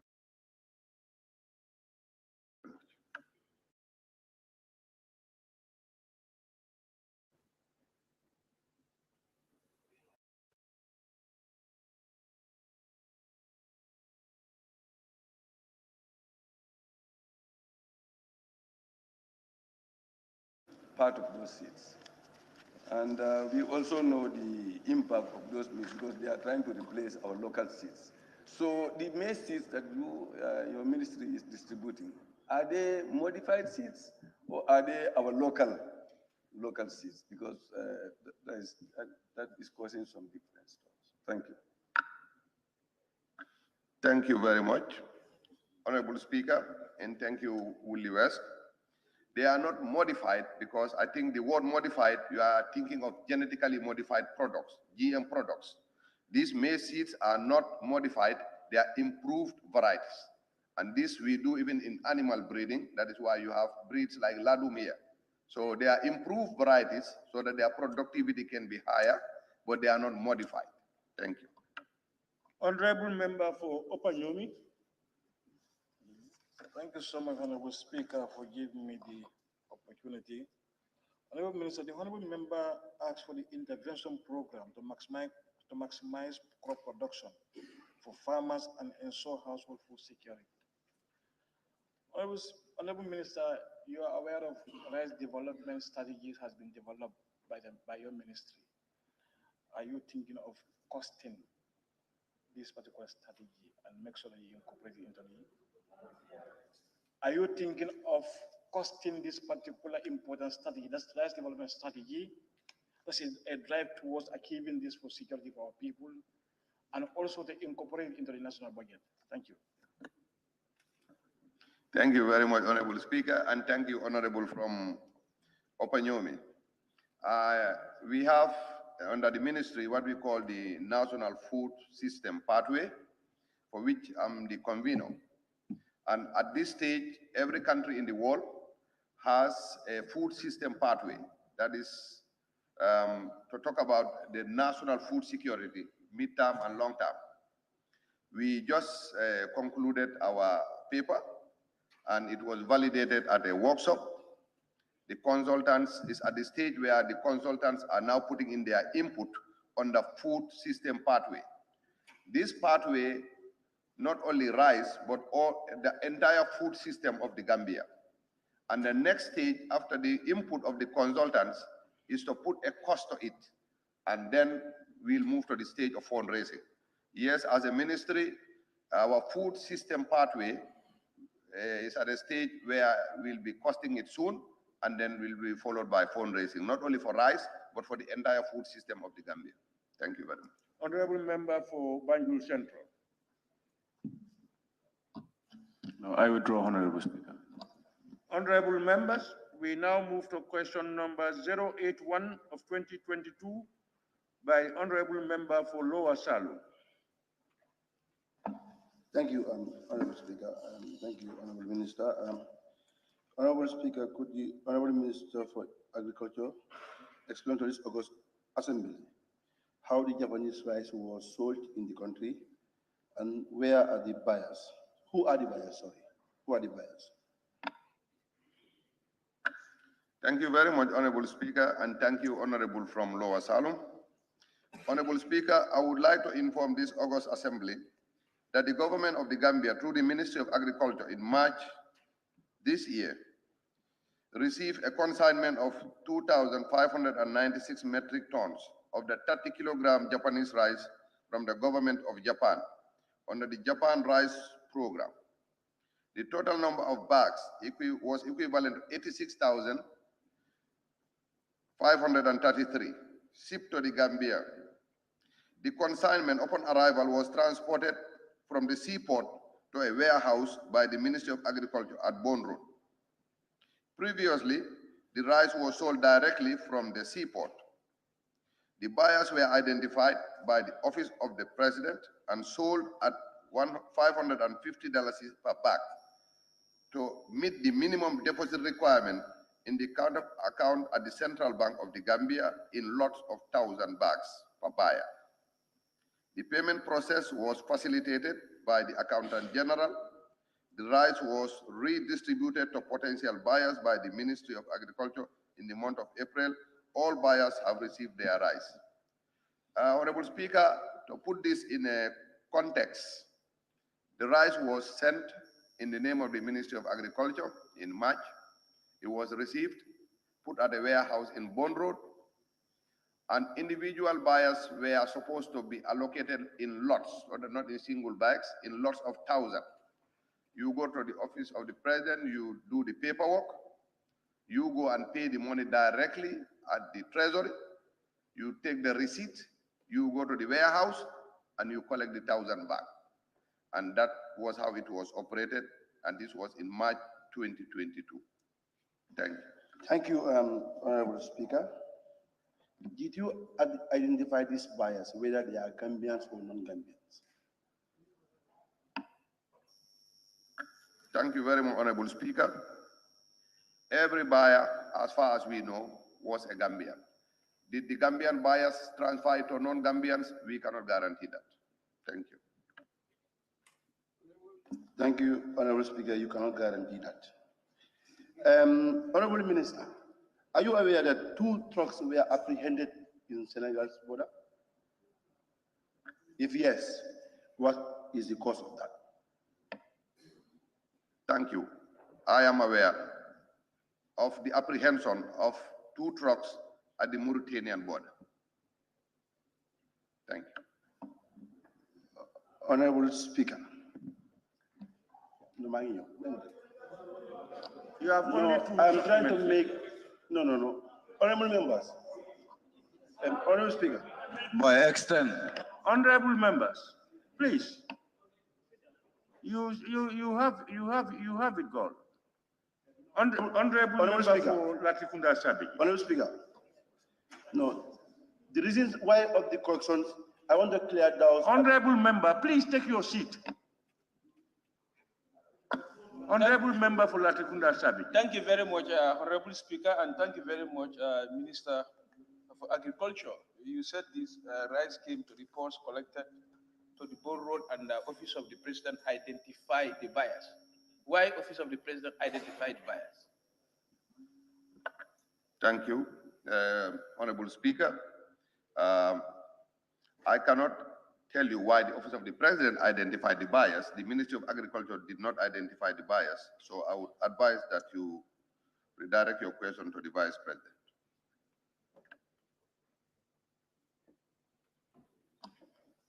Honorable Member for Upper Salon.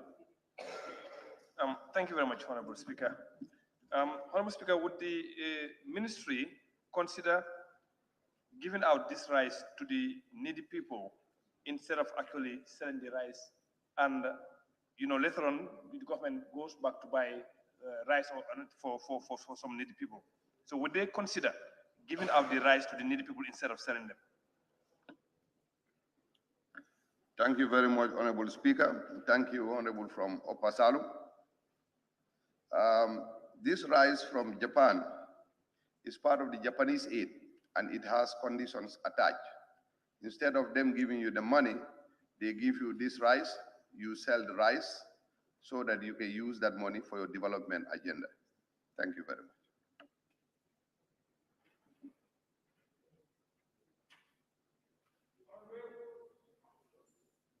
Honorable Member for Bakau.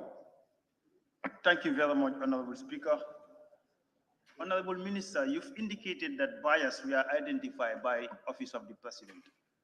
As a responsible ministry, did you find out what were the criteria used to qualify the buyers?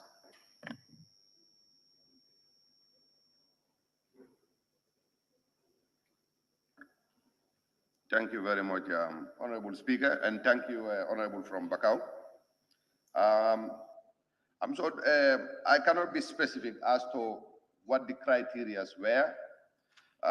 This is a question that if you want more details, my technicians will be happy to help me supply you with the information as to what the criteria were for the buyers. However, I am pretty sure that the buyers were Gambian nationals. Honorable Member for Lower Badibu. Thank you very much, Honorable Speaker.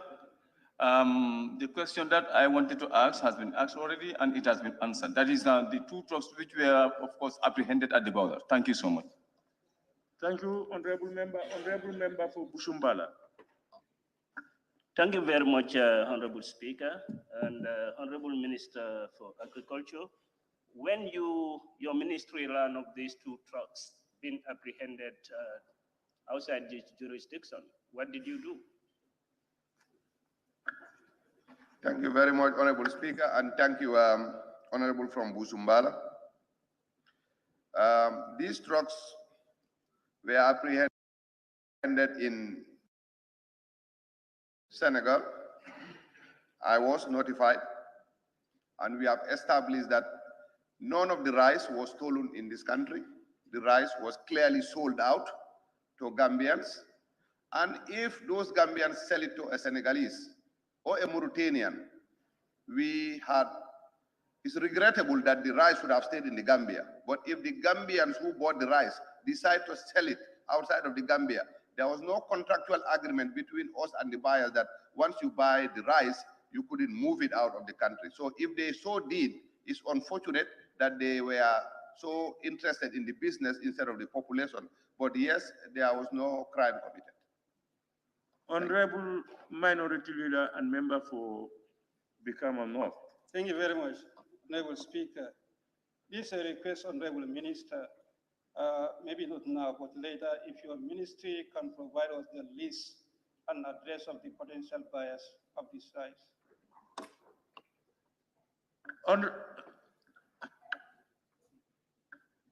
Thank you. I did not understand the word potential. Is it future buyers, you say, because you use potential? Let me qualify then, not potential per se. Now, the list of the buyers of this rice, if your ministry can, through your experts or technicians, provide us the list of these buyers of the Japanese rice. Thank you, Honorable Speaker. Unfortunately, my ministry did not identify the buyers, nor did we receive the money. It was paid directly to the Accountant General. I would advise the Honorable Member to redirect his question to the appropriate ministry where the money was paid or where the buyers were identified. Thank you. Honorable Members, we now move to question number 082 of 2022 posed by Honorable Member for Upper Salem. Thank you, Honorable Speaker. Honorable Speaker, rice production in Upper Salem has reduced for the past several years due to salt intrusion and the lack of access roads to the freshwater areas. Could the Honorable Minister for Agriculture inform this August Assembly how his ministry intends to remedy such situation in Upper Salem, especially for the communities of Bati, Jaring, and Bantantu? Thank you very much, Honorable Speaker, and thank you, Honorable from Salem. Honorable Speaker, I am pleased to inform this August gathering that projects under our ministry, namely Giraffe, has supported many Gambian farmers with salt-tolerant varieties, which is one of the efforts put in place to address our salt intrusion and climate challenges. With regards to access roads in the communities mentioned by the Honorable Member for Upper Salem, previous projects such as FASDEP has constructed some access roads. However, I want to bring this to his notice. The recently launched Giraffe project will also be constructing access or feeder roads to hard-to-reach communities, as I mentioned earlier. The Department of Agriculture gives technical advice to rice growers in the catchment area. Example, training farmers on the best agronomic practice of rice cultivation as one of the mandates of the department. In addition to this, the Soil and Water Management Unit also train farmers on the application of phosphor, gypsum to treat soil acidity levels. So these are the things that the ministry is doing currently. Thank you. Thank you very much, Honorable Speaker, and thank you, Honorable Minister. Honorable Minister, I would like you to give me maybe a direction on what I should do as the representative of the people to ensure that we contact Giraffe to get assistance for the construction of this road network. Because again, the ministry may not know them, but as a representative, I would like to get some kind of direction so that I can kickstart the process. Thank you very much, Honorable Speaker. I will advise the Honorable Minister to contact our Giraffe Project Directorate and possibly contact National Road Authority. You'll be aware of the targeted communities, and if they involve Upper Salem, you will be duly informed. Thank you.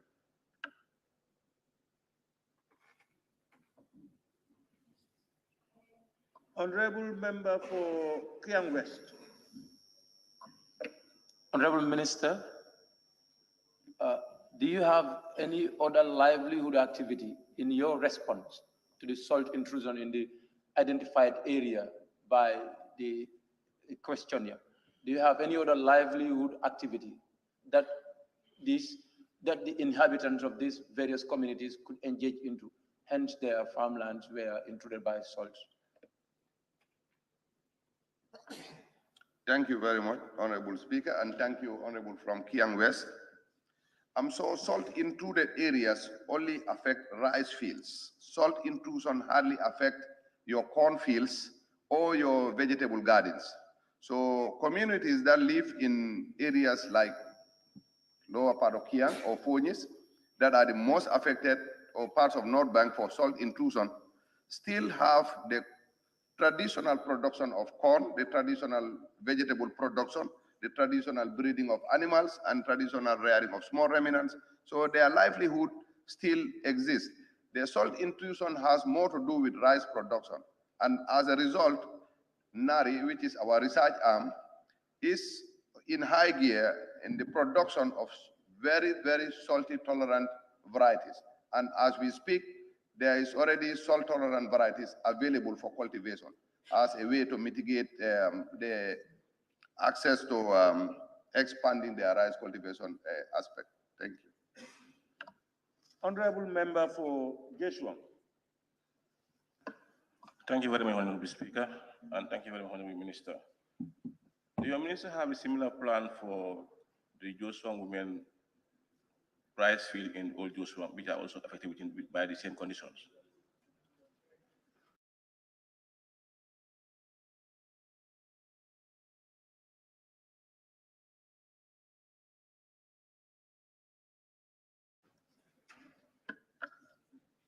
Thank you very much.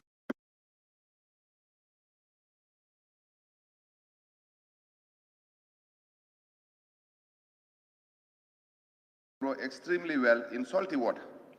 So I will advise Honorable Member for Joshua to contact our Directorate of Urban Agriculture and for information and access to varieties that are salt tolerant. Thank you. Honorable Member for Central Badibu. Thank you. Honorable Minister, can you inform the August gathering whether you have a framework or a strategic plan how to ensure that access to the fields and to the markets are really catered for, by looking at the past projects of First Depth and Roots? Thank you very much, Honorable Speaker, and thank you, Honorable from Badibu Central. Yes, we have a strategy and a roadmap.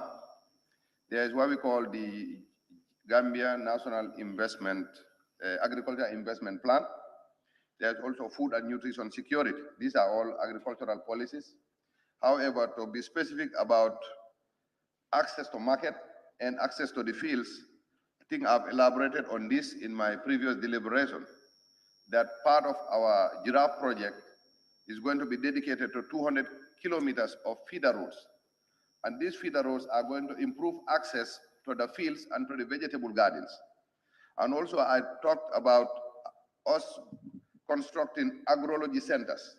These agrology centers, I said, are going to be one-stop shops. And that means they will have a garage that will give access for the women to bring the produce. It will have a market. They will sell, and if there are leftovers, the agrology center will also have storage facilities. They'll be able to store. And once they sell, they don't have to go home with the money. There will also be banks at those centers. So this is what we are doing as far as access to the fields and access to market is concerned. Thank you. Honorable Member for Busumbala. Thank you very much, Honorable Speaker, and thank you very much, Honorable Minister for Agriculture. I want you to enlighten us about your ministry's support and readiness to make sure that you improve this traditional farming you are talking about in the area of maize crop production and other areas. Thank you very much, Honorable Speaker. Thank you, Honorable from Busumbala. Yes, we are fully aware of the need to improve our traditional maize cultivation because maize forms the basis for our chicken feed, and until we develop that feed, we will not be protein sufficient. And this is the reason why this year we distributed those 50 metric tons of improved varieties of corn. They are very high yield, they are disease resistant, and I think that is one step towards improving our traditional production of corn or maize. Thank you. Honorable Member for Tumanda. Thank you, Honorable Speaker. Are there plans to prevent salt intrusion into other areas, such as upper parts of LRR, CRR, and URR? Thank you. Thank you very much. I think I heard the Honorable Member for Woodley trying to say there is no salt in URR. Yes, I think he's right. There is no salt in URR. So preventing salt intrusion is an extremely daunting challenge, and it is a major climate phenomenon. What we can do or should do is to try to live with the salt intrusion, and that is to introduce varieties that will grow in salty water. I think that is a cheaper and more sustainable way of dealing with the salt intrusion than trying to stop it, because it is extremely costly and it's a major phenomenon. So the ministry's focus is to introduce varieties that will do well in salty areas, so you don't have to worry about the intrusion of salt. Thank you. Honorable members, we now move to question number 083 of 2022 by the member for Serekunda West. Thank you, Honorable Minister, Honorable Speaker. Honorable Speaker, the indications are that our farmers were faced with a very high price of fertilizer during the current farming season. Could the Honorable Minister for Agriculture provide an update to this August Assembly on the tons of fertilizer bought for this farming season? Thank you very much, Honorable Speaker, and thank you, Honorable from Serekunda West. Honorable Speaker, fertilizer price, just like most commodities, were affected by disruptions in our global supply chains caused by COVID-19 and of recent, the Ukraine war. However, the government has made subsidized fertilizer available to the farmers in this country, and in 2021-2022 season, 14,000 metric tons of fertilizer were imported for the farmers of the Gambia. Thank you. I will speak. This August Assembly is aware that the current season, that is this 2021-22 season, fertilizer was bought and in stock. I'm not talking about what you've purchased recently.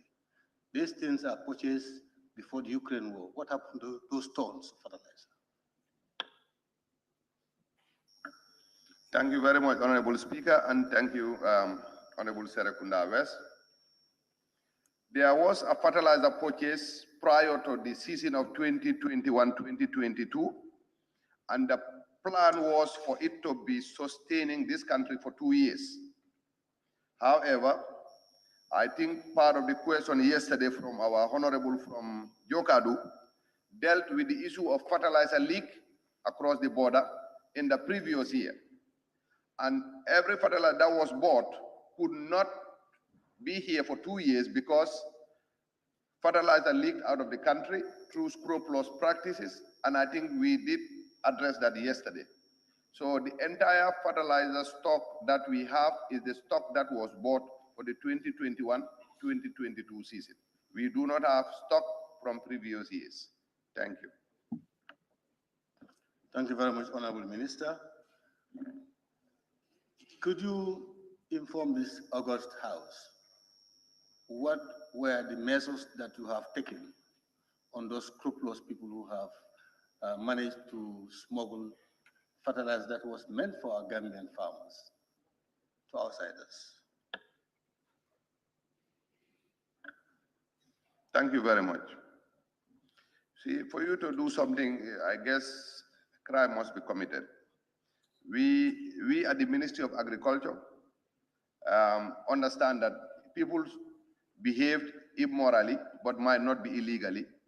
So buying fertilizer and taking it across the border at that time probably wasn't a crime. It was immoral, it was un-Gambian, it was unhelpful, it was not dignified to do. But yes, businessmen who were money force instead of Gambia force did so. And as far as we know, it is very unfortunate. Our role is to put in place mechanisms to stop that kind of practice happening. And that is exactly what we did for the 2021-2022 season. That individuals can only buy from their known local cooperatives, and also they can only buy from the mixed farming centers of the Ministry of Agriculture. And that way, this year, we haven't had any reports of fertilizer bleeding out across the border. However, what happened in the previous year, we could not establish that any law was broken, and we did not have any advice in that line. However, we think it is immoral. We think it is on Gambia. Thank you. Honorable Member for Ileasa. Thank you very much, Honorable Speaker. Thank you very much, Honorable Minister. As Gambians are crying for the high price of fertilizer this year, what plan do your ministry have to reduce the price of fertilizer for an average farmer to purchase next year? Thank you. Thank you very much, Honorable Speaker, and thank you, Honorable from Ileasa. Fertilizer price or fertilizer as a commodity, like I said earlier, is no exception from all other commodities that have gone through the current shocks in the world. And fertilizer price, I'm sure you are aware, did cost the government on average $3,500 per bag on average. And the government subsidized about $1,500 per bag, leaving the farmer to pay $2,000. This price, as high as may sound, is competitive in the sub-region, and this price, it's reasonable given our economic challenges, and this is the current price that we think is midway. It will help the farmer, but also allow the government a breathing space so that we are able to buy another stock next year. The price we think is reasonable. Thank you. Honorable Member for Central Badibu. Thank you, Honorable Speaker. Honorable Minister, can we safely conclude that you are not ready to fight corruption? Because you confirmed to us that unscrupulous people, you confirmed that you call them unscrupulous who are engaged in the fertilizer deal. Now you are telling us that it's difficult to tell whether they commit a crime. Can you define crime? Thank you, Honorable Speaker. I don't know what the Honorable Member for Badibu is trying to allude to. When you say corruption, these are not individuals under the Ministry of Agriculture. These are not civil servants. These are individual Gambian businessmen who bought the fertilizer and took it to Senegal. And what do you call that corruption? That cannot be corruption. Corruption is if these were our staff, if these were civil servants, if they were under the Ministry of Agriculture, yes. But if Gambians, the ministry had a limit to the amount of fertilizer an individual can buy. And if you went and collect 7 of your relatives and queue with them, and each of them buy 7 bags, that will afford you 70 bags. And if you took that to Senegal, why will the Ministry of Agriculture be asked about corruption? I don't think that has anything to do with corruption, and the ministry wasn't responsible for that either. Thank you very much. Honorable Member for Upper Fladu West. Thank you, Mr. Speaker. Thank you so much. Honorable Minister, I just want you to tell this August gathering, as I said, like last year, some farmers were complaining that enough fertilizer was brought into the country, but still there are farmers who were crying that they could not have fertilizer. So do your ministry have any plan in order to have that, how to call it, good control over the way fertilizers, are sold to farmers in this country? Thank you very much, Honorable Speaker, and thank you, Member for Upper Fuladu. Currently, we have about 82 cooperatives in the country, and we have quite a number of mixed farming centers. As a way to control fertilizer leak across, we have decided that fertilizer be sold at our mixed farming centers and using their cooperatives. So there are cooperative societies nationwide, and there are mixed farming centers nationwide. So fertilizer is available and accessible. I'll advise Honorable Member for Upper Fuladu to check with the nearest mixed farming center in your constituency or the cooperative society around in and around your constituency. That is a way to mitigate what we planned in the previous years, and it's a control measure. However, the access to fertilizer is sufficient. People know where fertilizer is, so there is access and it's still available. Thank you. Honorable Member for Janjambure. Thank you very much, Honorable Speaker. And my question to the Honorable Minister will be, I just want to know, when was the first consignment of the 2021 farming season fertilizer received by the Ministry of Agriculture? Thank you very much, Honorable Speaker. Thank you, Honorable from Janjambure. I know it was in country sufficient time before the beginning of the rainy season. However, I cannot be date specific as to the date exactly that the fertilizer got in the country. But I am pretty sure that it was in country sufficient time for the farmers to access it for the rainy season. Thank you. Honorable member for Woodley East. Thank you very much, Honorable Speaker. Honorable